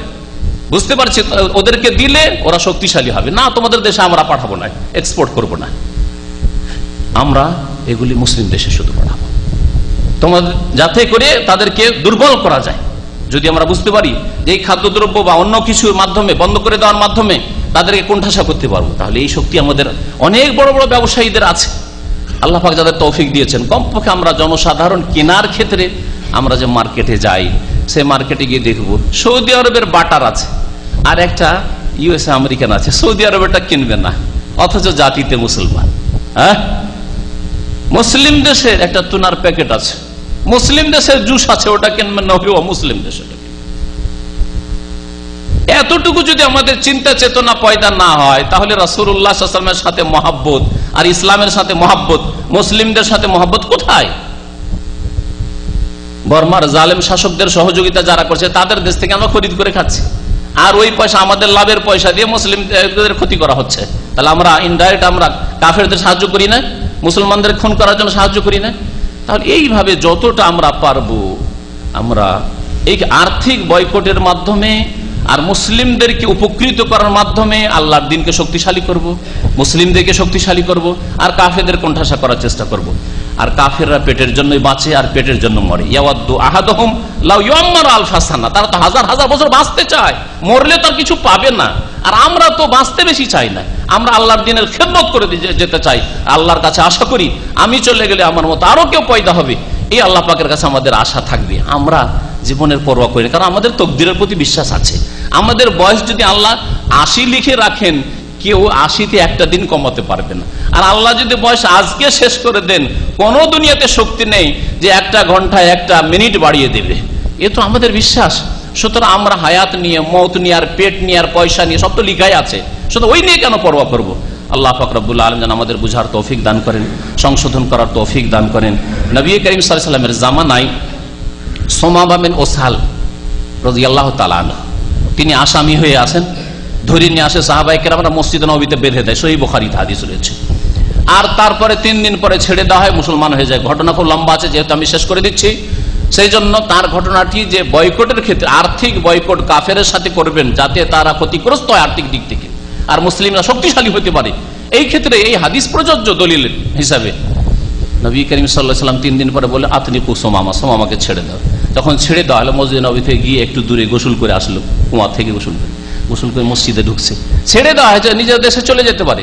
আর সেই ইয়ামামা এলাকা, রিয়াজের পাশে যে আল খারজ, ওটাকে ইয়ামামা বলা হতো আগের যুগে, এই ইয়ামামা এলাকার সে রাজা শাসক ছিলেন, চলে আসতে পারতো। নবী সাল্লাল্লাহু আলাইহি ওয়াসাল্লাম ছেড়ে দিয়েছেন, সাহাবীরা ছেড়ে দিয়েছেন, কিন্তু সে ফিরে আসলো গোসল করে আসার পরে বলছে, আশহাদু আল্লা ইলাহা ইল্লাল্লাহ ওয়া আশহাদু আন্না মুহাম্মাদার রাসূলুল্লাহ, কালিমা পড়ে মুসলমান হওয়ার বলছে, ইয়া রাসূলুল্লাহ, দুনিয়ার মধ্যে সবচাইতে নিকৃষ্ট চেহারা আপনার চেহারাকে মনে করতাম, আর আজকের দিনে আপনার চেহারা সবচাইতে বেশি প্রিয় চেহারা আমার কাছে হয়ে গেছে, আপনার চাইতে প্রিয় চেহারা আর দুনিয়াতে আমার কাছে নেই।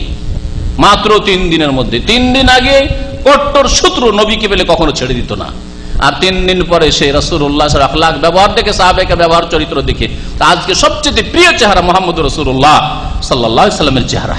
ইয়া রাসূলুল্লাহ, আপনি হুকুম করেন, আপনার শত্রুতা করছে কুরাইশরা, মক্কার লোকেরা, তখনও মক্কা বিজয় হয়নি, মক্কায় একটি গমের দানা পর্যন্ত আমি ইয়ামামা থেকে যেতে দেবো না, বয়কট।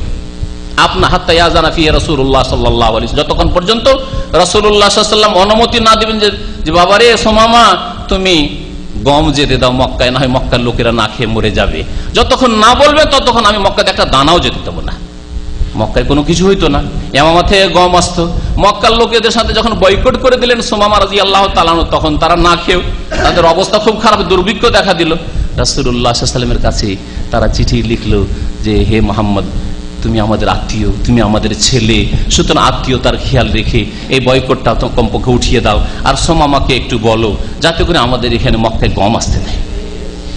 সম্মানিত ভাইরা, তো এর থেকে কি বোঝা যায় যে যতদূর আমরা পারবো, বিশেষ করে আমরা দোকানপাটে যখন ঢুকবো মুসলিম দেশের তৈরি সেটা কিনবো, অমুসলিম দেশেরটা কিনবো না।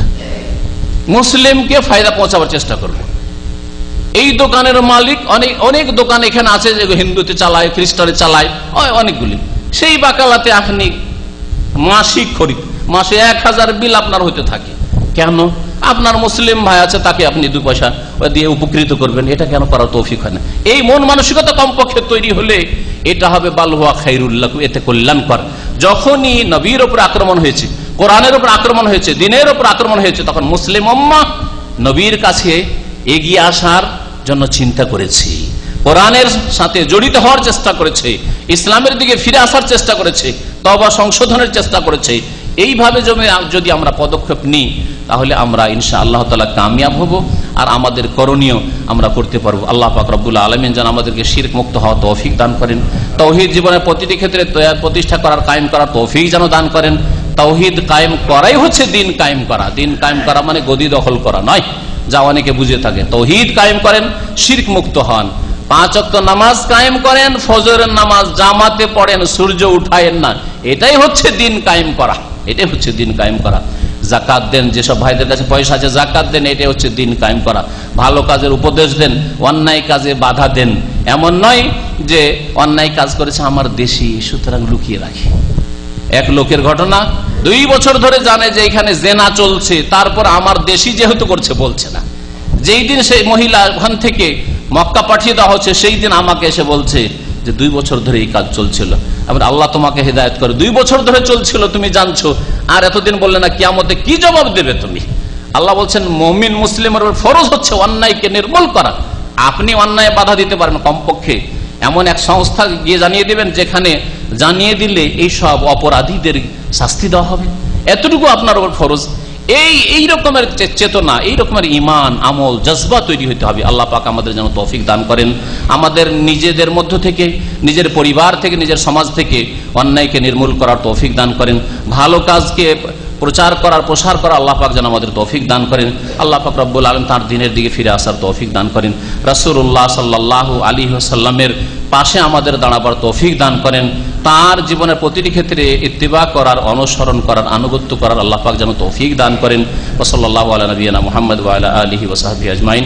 সুবহান রাব্বিকা রাব্বিল ইজ্জাতি আম্মা ইয়াসিফুন ওয়া সালামুন আলাল মুরসালিন ওয়ালহামদুলিল্লাহি রাব্বিল আলামিন। শেখ, আপনি তো বললেন বাংলাদেশের লোক অনেক দলে বিভক্ত, তাই এখন জানতে চাই বাংলাদেশে এমন কোন দল কি নাই, কোনো দল কি নাই যার সাথে মিলে আমরা সঠিক দিনের কাজ করতে পারি? বিসমিল্লাহির রহমানির রহিম। আলহামদুলিল্লাহ ওয়াসসালাতু ওয়াসসালামু আলা রাসূলিল্লাহ। আমি ব্যক্তিগত কোনো দলের নাম বলি না, যদিও দল প্রত্যেক দেশে কোরআন সুন্নাহর অনুসারী মজুদ আছে, সেই দলের লক্ষণগুলি বলি, আর আপনার কাজ হচ্ছে সেই দলকে চিনে নেওয়া। আর তা আমার আলোচনাতে চলে এসছে, তা হচ্ছে বিনা কোনো শর্তে কোরআনের কথা মানবে, বিনা কোনো শর্তে রাসূলের সহি হাদিস মানবে। সহি কথা বলেছি, আমাদের দেশে এক শ্রেণীর লোকেরা সহি আর জয়ীফ জাল বুঝেই না। আবার রাসূলের হাদিস জাল জয়ীফ কি করে হয়? ও জাহিল বুঝেই না, ওদের মোল্লারাও বুঝে না জাল জয়ীফ। তো হাদিসের ক্ষেত্রে সহি হাদিস নবী সাল্লাল্লাহু আলাইহি ওয়াসাল্লাম থেকে বিশুদ্ধ সূত্রে প্রমাণিত হইতে হবে।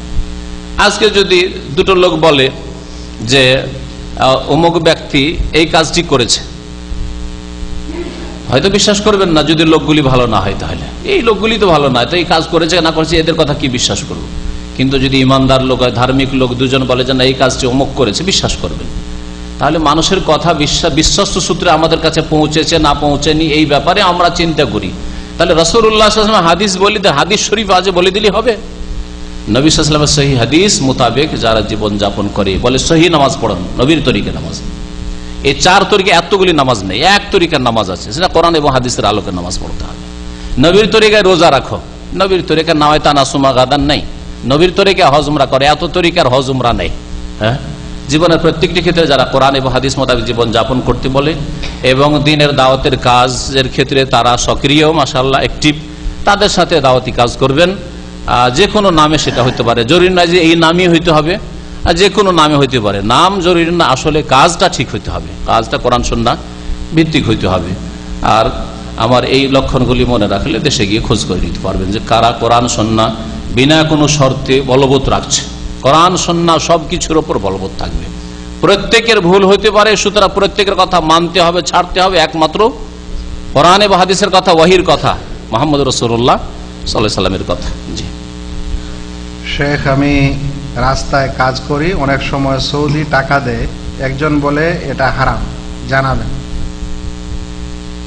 রাস্তায় কাজ করেন আর টাকা দিয়েছে কেউ, যদি বলে দেয় যে এটা হচ্ছে যাকাতের পয়সা, আর আপনি দেখেন যে আমার যথেষ্ট পয়সা আছে, আমি ঋণ মুক্ত, আমি গরিব অভাবী নই, তাহলে আপনার জন্য যাকাত হালাল নয়, তাহলে সেই টাকাটা নিয়ে কোনো গরিবকে দিয়ে দিবেন, অথবা বলবেন যে আমি এর হকদার নই। আর যদি আপনি হকদার হন, যাকাতও বলে দেই, গরিব মানুষ, ঋণ আছে, তাহলে যাকাত আপনার জন্য জায়েজ। আর যদি না বলে, যাকাত না সাদকা না এমনি দিল আপনাকে বকশিশ, কিছুই না বলে, তাহলে আপনার জন্য হালাল, কোনো অসুবিধা নেই, নিতে পারেন। যারা মাজার পূজা করে তারা কেন আহলে সুন্নাত ওয়াল জামাত দাবি করে, আর যারা মাজারে না যায় তাদেরকে বলে তোমরা প্রকৃত মুসলিম নও? ভারত, বাংলাদেশ, পাকিস্তানে যারা যত বেশি কবর মাজার পূজা করে তাদের লেভেল তত চাকচিক্য, তাদের নামটা তত সুন্দর। আহলে সুন্নাত ওয়াল জামাত নামটি সাহাবায়ে কেরাম, তাবেঈনদের জামানায় কোরআন সুন্নাহর অনুসারীদের ছিল। পরবর্তীকালে ভারত উপমহাদেশে যারা কবর মাজার পূজা করে তারা নিজেদেরকে সুন্নি বলে, আর যারা কবর মাজার পূজা করে না তাদের নাম ওয়াহাবি। সুন্নি আর ওয়াহাবি।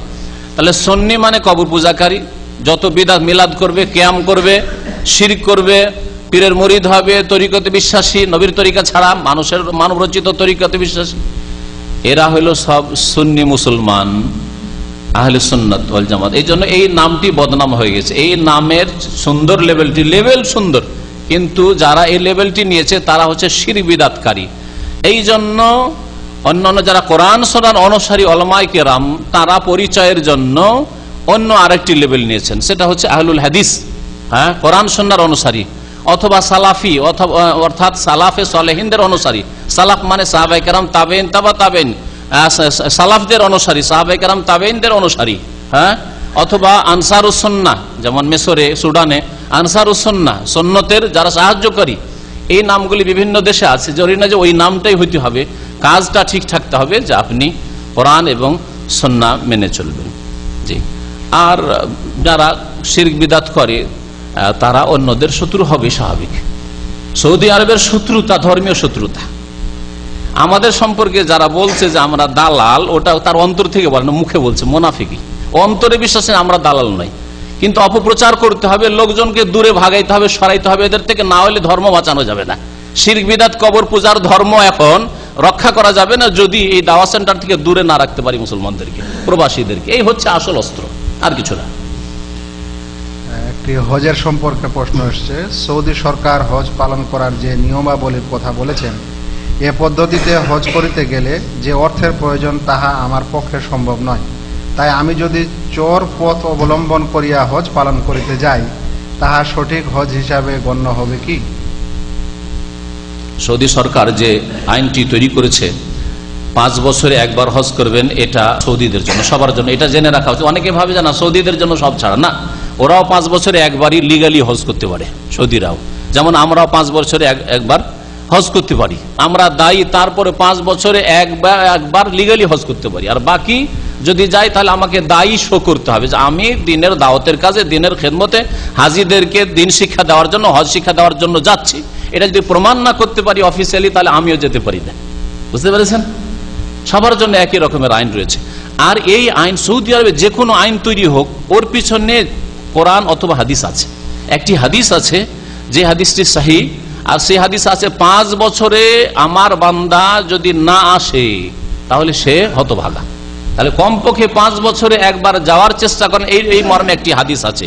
এই হাদিসের ভিত্তিতে নফল হজকারী যারা, তাদেরকে বলা হচ্ছে বাবা তোমাদের তো প্রথম হজ হয়ে গেছে, এখন দেখেন এখানে সৌদি আরবে প্রথমে এসে 5 বছর শর্ত নেই, এই বছরই এসেছেন আপনি বিদেশে সৌদি আরবে এসেছেন, এই বছর হজ করে না, অসুবিধা নেই।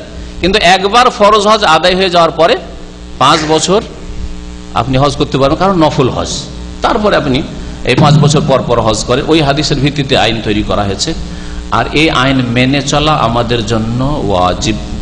আর এই আইনের বিরোধিতা করা গুনহার কাজ, কারণ মুসলিম সরকারের বৈধ আইন, শরীয়ত সম্মত আইন, হারাম কথা যদি না বলে, গুনহার কাজ না বলে, তাহলে মানা ওয়াজিব। উলিল আমরে মিনকুম, আল্লাহ পাক আনুগত্য করতে বলেছেন। নেতাদের যেমন বাপ মার কথা মানবেন, আপনার বসের কথা কোম্পানির মানবেন, তেমন সরকারের কথা মানতে হবে, আল্লাহ পাক বলেছেন। সুতরাং বিনা তাসরিতে, বিনা পারমিশনে এইরকম হজ করতে যাওয়া গুনহার কাজ, গুনহাগার হবে। যদিও হয়তো হজ হয় ওলামারা বলেছেন, কিন্তু গুনহাগার অবশ্যই হবে। সেই জন্য আপনি যাবেন না। আপনার কাছে পয়সা নেই, আপনার উপর হজ ফরজ হয়নি। যখন হজ করার সমান পয়সা হবে, তখন আপনার উপর হজ ফরজ হবে। যে এবার অনলাইন থেকে আমার একটা প্রশ্ন নেই, আলোচনাটি সরাসরি প্রচার করা হচ্ছে, কিছু প্রশ্ন এসছে, আমরা অনলাইনের একটি প্রশ্ন নিব। জি বলেন, আপনি প্রশ্নটা বলেন।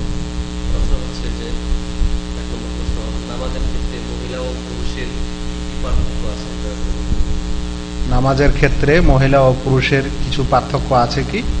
নারী পুরুষের নামাজে যে প্রচলিত পার্থক্য দেশে বলা হয় 16 বা 17টি, সেই সব পার্থক্য নেই। আর এই সম্পর্কে যদি বিস্তারিত জানতে হয় তো ইন্টারনেট থেকে, যেহেতু বক্তব্য শুনছেন, ইন্টারনেটে ইউটিউবে আছে, কোরআনেরআলো.com আছে আমার নারী পুরুষের নামাজ, এই বিষয়ে এইভাবে ক্লিক করলেই ইউটিউবে আশা করি চলে আসবে, আমার বক্তব্য আছে, তাতে প্রত্যেকটির দলিল পেশ করা হয়েছে। এই সব পার্থক্য নেই। বাকি আজান, একামত, মহিলাদের আজান নেই, মহিলার উচ্চস্বরে তেলাওয়াত করবে না যাতে অপর পুরুষ না শুনে, ঘরের মধ্যে থাকলে আস্তে তেলাওয়াত জোরে করতে পারে, বাইরে আওয়াজ না গেলে, এই সব সামান্য এগুলি পার্থক্য আছে। কিন্তু প্রচলিত যে হানাফি মাযহাবে বা অন্য কোনো মাযহাবে যে পার্থক্যগুলি দেখানো হয়েছে, এই পার্থক্যগুলি সবগুলি খেয়াল খুশি সহিহ হাদিসের উপর ভিত্তি করে নাই। কোন সহিহ হাদিস এই মর্মে নেই, বরং রাসূলুল্লাহ সাল্লাল্লাহু আলাইহি ওয়াসাল্লাম বলেছেন নারী পুরুষ সকলকে সাল্লু কামা রাআইতুমুনি ওয়াসাল্লি, যেভাবে আমাকে নামাজ পড়তে দেখলে তেমন তোমরা নামাজ পড়ো। নবী করিম সাল্লাল্লাহু আলাইহি ওয়াসাল্লাম কথা বলেননি যে পুরুষরা তোমরা আমার মতো নামাজ পড়ো, হে মহিলা সাহাবীরা তোমরা আয়েশার মতো নামাজ পড়ো, এই কথা বলেননি।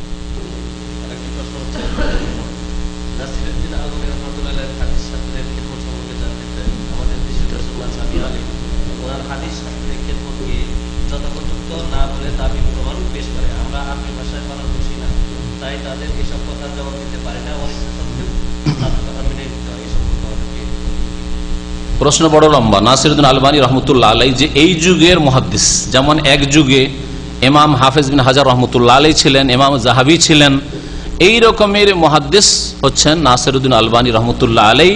যারা হাদিস বুঝে তাদের কাছে মুহাদ্দিস, আর যারা হাদিস থেকে জাহেল অন্ধ তারা বুঝবেই বাকি। আমাদের দেশের এক শ্রেণীর মৌলভী সাহেবেরা 8 বছর পরে দাওরা ফারিক হইলে মনে করে আমরা সব কিছু জেনে গেছি, অথচ হাদিসের সহিহ জয়ীফের জন্য কতটি শর্ত আছে তাই বলতে পারবে না। হাদিস সহিহ জয়ীফ কেন হয়, হাসান কেন হয়, মজু কেন হয় তাই বলতে পারবে না। সুতরাং ওরা কি করে এত বড় মুহাদ্দিসের মর্যাদা বুঝবে?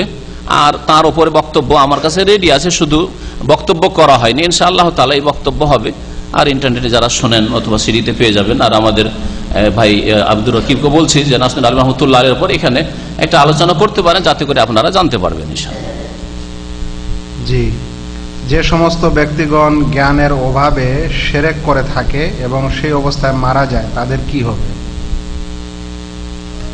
শিরক এমন একটা অপরাধ যে শিরক জেনে করুক আর না জেনেই করুক, হয়তো আল্লাহ পাক মাফ করবেন না। কারণ জানার হয়তো ব্যবস্থা পেয়েছে, কিন্তু আপনাকে মনে হচ্ছে যে সে জানেনি। আজকালকার জামানায় শিরক সম্পর্কে জানে না এমন কথা। যেই লোক একটা লোককে বলছে যে না তুমি সুন্নি না তুমি ওয়াহাবি, ওকে জানে না যে কোনটা শিরক, নিশ্চয় তার কাছে পৌঁছেছে নলেজ, না হলে কি করে জানলো যে ওয়াহাবি? হ্যাঁ, পাশাপাশি দেখছে যে আমরা মাজারে যাই, ওরসে যাই, অন্যরা যাই না, তো যাই না কেন ওটা জানতে হবে না? দিন শিখা ফরজ। দিনের মৌলিক যেগুলি ফান্ডামেন্টাল বিষয় বুনিয়াদী বিষয়, সেগুলি জানা প্রত্যেক মুসলিমের জন্য ফরজ। তালাবুল ইলমে ফারিজাতুন আলা কুল্লি মুসলিম। তাহলে কি শিরক জানা ফরজ নাই বাঁচার জন্য? তাওহীদ জানা ফরজ নাই বাস্তবায়িত করার জন্য? সুন্নাত জানা ফরজ নাই, নবীর আদর্শ জানা ফরজ নাই আমল করার জন্য? বিদআত জানা ফরজ সতর্ক থাকার জন্য? এগুলি জানা ফরজ। কোনটা করবেন কোনটা করবেন না এগুলি জানা ফরজ। এইগুলি যে জেনে গেল আর বলল অজ্ঞতা ছিল, আল্লাহ পাকের কাছে হয়তো এই ওযর কবুল হবে না, একমাত্র যদি জানার কোনো রিসোর্স না পায়, কোনো সুযোগ পাইনি। ওমা কুন্না মুআযযিবিনা হাত্তা নাবাসা রাসূল। আল্লাহ বলছেন কোন জাতিকে আমি আযাব দেব না যতক্ষণ পর্যন্ত কোন সতর্ককারী রাসূল না আসবে। তো রাসূলের নায়েব উলামায়ে কেরাম যারা দায়ী, তাদের কথা পৌঁছে গেছে, তাহলে তাদের উপর হুজ্জত কায়েম হয়ে গেছে। বিশেষ করে যারা সৌদি আরবে প্রবাসী, তাদের কাছে তাওহীদের দাওয়াত পৌঁছে গেছে। আমি মনে করি না যে তাদের কাছে তাওহীদের দাওয়াত পৌঁছেনি। জানার পরেও ইসলামিক সেন্টার, দাওয়াত সেন্টার আশেপাশে থাকে, রিয়াল অনেক নিয়ে গেছে, কিন্তু যাবেই না ওখানে। আর বলবে আমি তো জানতাম না, মরে গেছি শিরকের উপর, কিয়ামতের দিন আল্লাহকে বলবে, শুনবে আল্লাহ পাক রব্বুল আলামিন। ও তো জানে, সৌদি আরবে এসেছে, জানে এখানে এসে মাজার নেই, আমাদের কাছে এত মাজার। প্রশ্ন জেগেছে, উত্তর নিতে হবে না? মাজার ইসলাম না মাজার ভাঙা ইসলাম, এটা জানতে হবে না? কবর, মাজার, রওজা, কবরকে তিন ভাগে ভাগ। মাজার পাকা কবর হলে ওর নাম মাজার, আর সাধারণ বাপের কবর হচ্ছে কবর। হ্যাঁ, মাজারকে কবর বললে বেয়াদবি হবে। এগুলো শিখলেন, আর সঠিক ইসলামটা শিখতে হবে না? হ্যাঁ, সুতরাং আল্লাহর কাছে জবাবদেহি করতে হবে। আল্লাহ পাক শিরক করে কেউ মরলে আল্লাহ হয়তো ওযর কবুল করবেন না, একমাত্র একেবারে যদি তার কাছে পৌঁছার কোনো ব্যবস্থা না থাকে, ইসলামের জ্ঞান, সেটা আলাদা কথা। আজকাল মুসলিমদের দেশে যারা বাস করে, সেখানে অল্প থাকলেও তাওহীদ সুন্নতের অনুসারী ভাইয়েরা আছেন, সুতরাং তাওহীদের দাওয়াত পৌঁছে গেছে।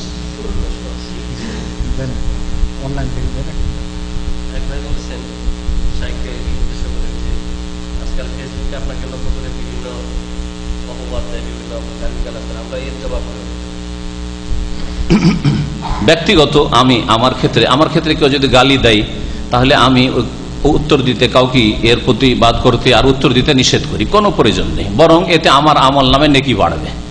আলহামদুলিল্লাহ, আমার এতটা অন্তরে উদারতা আছে যে আমাকে যদি গালি দেয়, তাহলে এটাও নবীর সুন্নত। নবী করিম সাল্লাল্লাহু আলাইহি ওয়াসাল্লামের শুধু মিষ্টি মিষ্টি সুন্নত নেব তা না। নবী সাল্লাল্লাহু আলাইহি ওয়াসাল্লাম গালি খেয়েছেন, নবী সাল্লাল্লাহু আলাইহি ওয়াসাল্লাম মার খেয়েছেন, এখন আমি মার খাই, গালি খেয়েছি, দু চারটা গালি দিয়ে মেসেজ টেসেজ দিয়েছে কিছু বিদাতিরা। আর নবী করিম সাল্লাল্লাহু আলাইহি ওয়াসাল্লাম মার খেয়েছেন, তো মার খাওয়া সুন্নত এখনো বাকি আছে। না কোনো কাফেরে মেরেছে, না কোনো বিদাতিতে মেরেছে। হ্যাঁ, তো আলহামদুলিল্লাহ এখনো মার খাইনি। তাহলে নবীর সুন্নত গাল খাওয়া, এই গাল খাচ্ছি, এতে কোনো অসুবিধা না, আর এতে নেকি বাড়ছে। আমাকে যদি কেউ গাল দেয় আর আমি যদি হক পথে থাকি, ফেরেশতা আমার জন্য দোয়া করছে, এই ঈমান আমার একেবারে পুরোপুরি আছে। সুতরাং আমি আমার ভাইদেরকে বলি, যারা আমার যেই দাওয়াত আমি পেশ করছি কোরআন হাদিসের, সেটাকে ঠিক মনে করে, আপনাদের প্রতিবাদ করার কোনো প্রয়োজন নেই। হাতি চলতা রহেগা, কুত্তা ভুগতা রহেগা, এই তরিকা। ওদেরকে হইচই করতে দেন, আর আমরা নিজের দাওয়াত করতে থাকি। আল্লাহ পাক যাকে ভালোবাসবে তাকে হেদায়েত করবে। আর একটা কথা বলি, যে যদি কেউ হেদায়েত হয়ে যায় আমাকে গাল দেওয়ার পরেও, তাহলে তাকে আমি মাফ করে দিলাম, এখনই মাফ করে, কিয়ামতের দিনে ধরবো না। আর কেউ যদি আমাকে গাল দেয় আর সে হেদায়েত না হয়, তাহলে কিয়ামতের দিনে আমি দাবি করব, কিয়ামতের দিন তার বিচার নেব। এই কথা আমি এক দায়ী ভাইয়ের সামনে, আমার সমবয়স্ক দায়ীর সামনে বলেছিলাম। তো তিনি বলেছিলেন যে না, সেটাও আপনি মাফ করার চেষ্টা করেন, কিন্তু না, এখন আমি মাফ করিনি ওদেরকে। যারা আমাকে গাল দেবে আর শিরক বিদআত করে মরবে, হেদায়েত হবে না। অনেকে গাল দিয়েছে, 20 বছর 30 বছর থেকে শিরক বিদআত করেছে, আর অনেকে আমার একেবারে অন্তর থেকে আমাকে ভালোবাসে।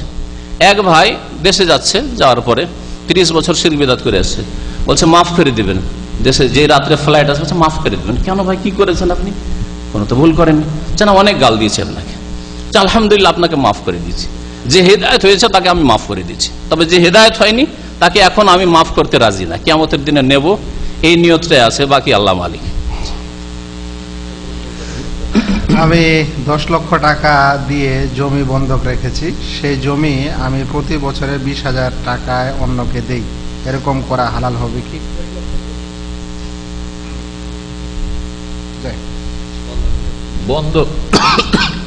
বন্ধক, জমির বন্ধক রেখে, জমি যে রাখলো, জমির মালিক কে বলেন তো দেখি? যে রাখলো সে, যে রাখলো না যার কাছে রাখা হইল? জমির মালিক কে? যেই ব্যক্তি টাকা ধার নিল আর ধারের এগনিস্টে জামানত স্বরূপ জমিটা কারো কাছে রাখলো, মালিক সেই না? আসল মালিক যার নামে জমি আছে সে মালিক। যেই ব্যক্তির কাছে জমি রাখা হইল জামানত স্বরূপ, সে জমির মালিক নয় শরীয়তে। সুতরাং এই জমির ফসল খাবে আর ফুল টাকা ফিরিয়ে নেবে। সাপোজ উদাহরণস্বরূপ 50,000 টাকা ধার নিয়েছিল আর জমি 1 বিঘা জমা রেখেছিল, জমির ফসল খেতে থাকলো 2-4-5 বছর ধরে, টাকাটা ফুল যখন 50,000 ফিরিয়ে পেল তখন জমি ফিরিয়ে দিল, এই 5 বছরে 50 মণ ধানও খেলো। তাহলে এই 50 মণ ধান যা খেলো তা আইনুর রিবা, সুদ খেলো নিঃসন্দেহে, এটা কখনো হালাল নয়। আর বাংলাদেশে একেবারে ঢালাহারে এই সুদ খাচ্ছে মুসলিমরা, এক শ্রেণীর অজ্ঞতায় হোক অথবা দুনিয়ার লোভে হোক। সেই জন্য এর উপর আমার একটা বক্তব্য আছে, আর ইন্টারনেটে ছাড়া আছে, বন্ধকের বিধান সার্চ করে নেবেন, শুনে নিতে পারবেন।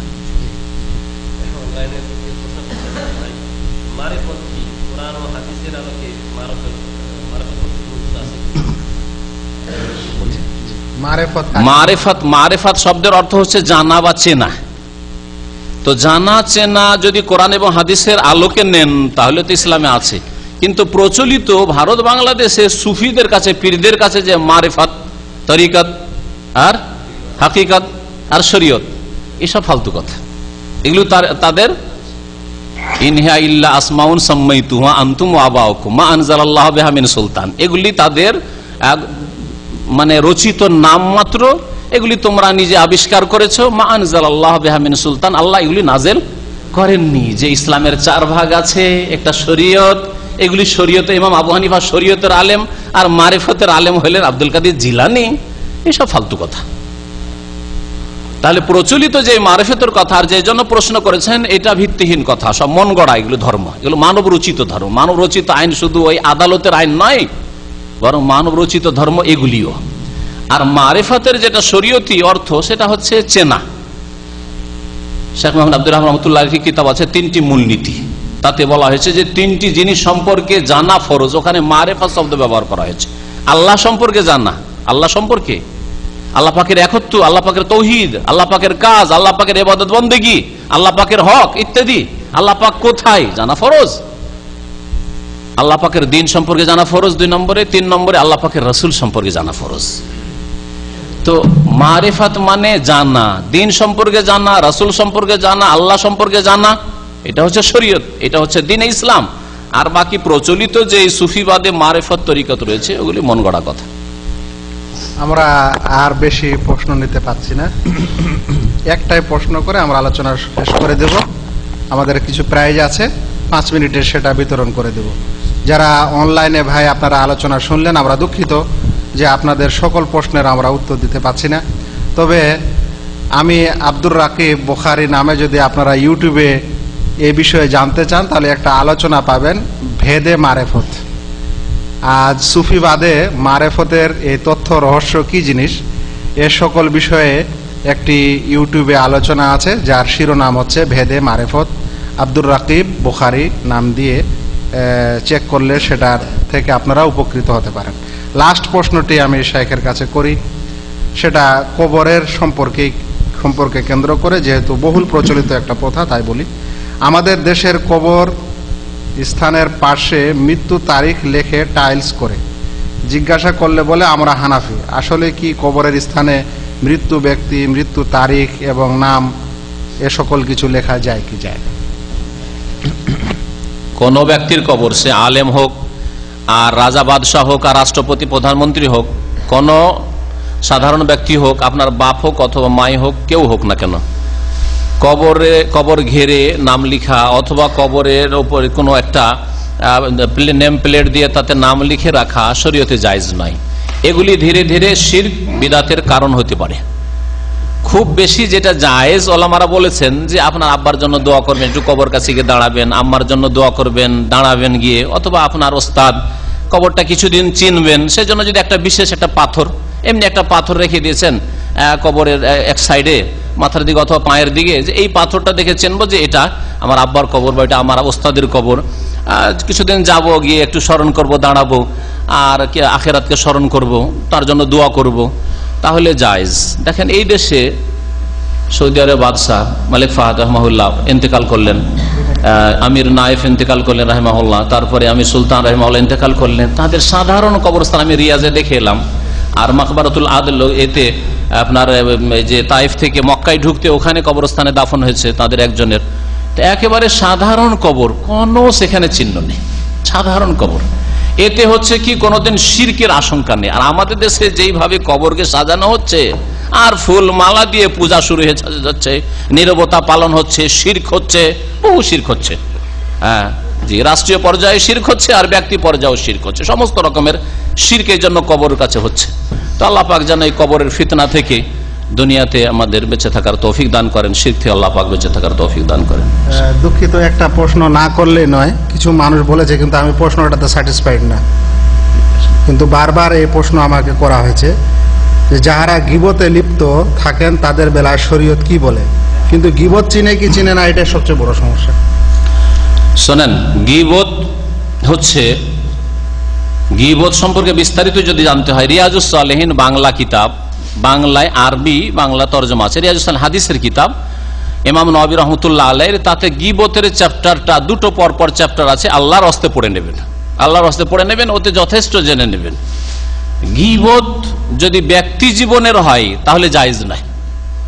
যেমন আপনি টাকনার নিচে কাপড় পরে আছেন, অথবা দাঁড়িয়ে নেই আপনার, আপনি চলে গেলেন, একটু পরে উঠে তারপরে একটা লোক আমার কাছে আসলো, আসার বলি ওই লোকটা কে, ওই লোকটা অমুক, আরে একেবারে ফালতু লোক, দাঁড়িয়ে রাখে না, কিভাবে চেনবো যে মুসলমান, এটা আমার জন্য বলা জায়েজ নাই, হারাম। কারণ এটা ব্যক্তি জীবনের ভুল, দাঁড়িয়ে রাখে না, টাকনার নিচে কাপড়, ব্যক্তি ফজরের নামাজে আসে না, ব্যক্তি জীবনের ভুল। আরে এই লোকটা কি রে, ফজরের নামাজে আসে না, সামনে বলে সংশোধন করতে হবে, বাইরে বলে লাভ নেই। যদি ব্যক্তি জীবনের কোনো এই ধরনের ভুল হয়, কিন্তু আপনাকে আরেকটা উদাহরণ দিয়ে জিজ্ঞাসা করছি, গীবত জায়েজ, আপনি বলবেন যে জায়েজ না ওয়াজিব। আপনার সাথে একজন পার্টনারশিপে ব্যবসা করতে চাইছে, সেটা হচ্ছে এটা, এই লোকটা বরিশাল বাড়ি আর হাফেজে কোরআন, আপনার সাথে শেয়ারে একটা এখানে দোকান বাকালা খুলতে চাই খাবজিতে, আর আমি একে চিনি, আমার ছাত্র, আপনাকে এখানে এসে একটু পরিচয়, আপনি বরিশালে বলছিলাম, মাশাআল্লাহ বরিশাল, বরিশাল ঠিক আছে, তো একটা বাকালা খুলি এখানে, বরিশাল বাকালা, তো এখানে একটা বাকালা খুলবে। এখন আপনি যদি আমাকে জিজ্ঞাসা করেন যে শেখ একটু বলেন তো, আপনার তো ছাত্র, এই মুস্তাকিম লেনদেনে টাকা পয়সার ক্ষেত্রে কেমন, তার সাথে ব্যবসা করা যাবে না যাবে না? আর আমি জানি যে মুস্তাকিম টাকার ক্ষেত্রে হাত ভারী, তার নামাজ দাড়ি সব ঠিক আছে, হাফেজ ঠিক আছে, কিন্তু টাকার ক্ষেত্রে তার চরিত্র ভালো নয়। তাহলে এখন আমার করণীয় কি বলেন? হ্যাঁ, বলা জায়েজ না মুস্তাহাব না ওয়াজিব? ওয়াজিব। দেখলেন, ওয়াজিব। কারণ যদি না বলি হচ্ছে টাকা পয়সার ক্ষেত্রে হাত ভারী, টাকা যদি পড়ে যায় ওর হাতে আর পাবেন না, গড়িয়ে ধরে নেন, উদাহরণস্বরূপ বলছি। আর আমি যদি না বলি তাহলে আপনি ধোকা খেলেন না খেলেন না, আপনি ক্ষতিগ্রস্ত হবেন না হবেন না ওর সাথে বাকালা খুলে, তাহলে কাল কিয়ামতে আমাকে জবাবদেহি করতে হবে। সেই জন্য বলা ফরজ। আপনার বোনের বিয়ে, আর এই ছেলেটা বিয়ে করেনি, আমার সাথে এসছে, হ্যাঁ দেখে পছন্দ হয়ে গেল, শাইখের সাথে এসছে, মাশাআল্লাহ একটা জাগরিনী বললো খুব সুন্দর লাগলো, আমার বোনের বিয়ে দেবো। আমাকে যদি জিজ্ঞাসা করেন যে শাইখের সাথে বিয়ে দেবো না দেবো না, আর এই ছেলের ব্যবহার খুব খারাপ, বদমেজাজ, খুব রাগী, স্ত্রীকে ডেলি মারতে থাকবে, এর আগে দেখেছি এর মারামারি করে সাথী সঙ্গীদের সাথে, যদি এরকম হয় তো আমার জন্য বলা ফরজ কি ফরজ নাই? বলেন, বলা ফরজ না যে এর সাথে খবরদার বিয়ে দেন না, কারণ এর চরিত্র ভালো নয়, নামাজ ঠিক আছে, রোজা ঠিক আছে, দাড়ি ঠিক আছে, কিন্তু এর ব্যবহার ভালো, বলা ফরজ না? তাহলে গীবত করা তো ফরজ হয়ে গেল। তাহলে সব সময় তো গীবত করা হারাম নাই। আচ্ছা, কেউ যদি আপনাদেরকে গোমরাহ করে, এসে এখানে বক্তব্য রাখে আর বলে যে এরা দাওয়াত সেন্টার যেগুলো বলছে ভুল কথা, আসলে মাজারই তো আসল ইসলাম, ভারতবর্ষে এই মাজারের ধর্মই তো আসল ধর্ম, তাহলে তার সম্পর্কে সতর্ক সাবধান করা ফরজ কি ফরজ নাই? বলেন আব্দুর রাকিবের, বলেন না মুস্তাহাব? বললেও চলে, লুকিয়ে রাখলেও চলে, অসুবিধা নাই। ওরা মাজারের ধর্ম বক্তব্য রাখছে, আমরা তৌহিদের বক্তব্য রাখছি, অসুবিধা নেই। বলবো না, লুকিয়ে রাখবো? হ্যাঁ না, বলতে হবে, বলা ফরজ যে খবরদার ওর বক্তব্য শুনবেন না, ওর বক্তব্য শুনবেন না, না হলে শিরক বিদআতে আপনাদের লিপ্ত করে দিবে, গুমরাহ করে দিবে, বলা ফরজ হবে না? তাহলে তিনটি উদাহরণ দিলাম, বাকি উদাহরণগুলো বুঝে নেবে। যারা ইসলামের অপব্যাখ্যা করে ইসলাম পেশ করছে, ইসলামের ভুল তথ্য পেশ করছে, তাদের সম্পর্কে আলেমে দ্বীনে সতর্ক করা ফরজ। জাযাকাল্লাহ খায়ের, আল্লাহ বারাক ফিক। শেখ, আপনি আসলেন এবং এই মূল্যবান আলোচনা পেশ করলেন। আমি দুঃখিত ভাই, সেই কারণে আমি যে লাস্টে যে কয়েকটা কথা বলেছিলাম তার মধ্যে একটি কথা বলেছিলাম যে শেখ কিছু সমালোচনামূলক, যেটা দ্বীনের ইসলাহ, যেন মানুষ শুধরে যায়, সহি হয়ে যায়, সে কারণে তিনি কিছু আলোচনা করেছেন বিশেষ বিশেষ কিছু দল এবং ক্যাটাগরির লোকের দিকে কেন্দ্র করে।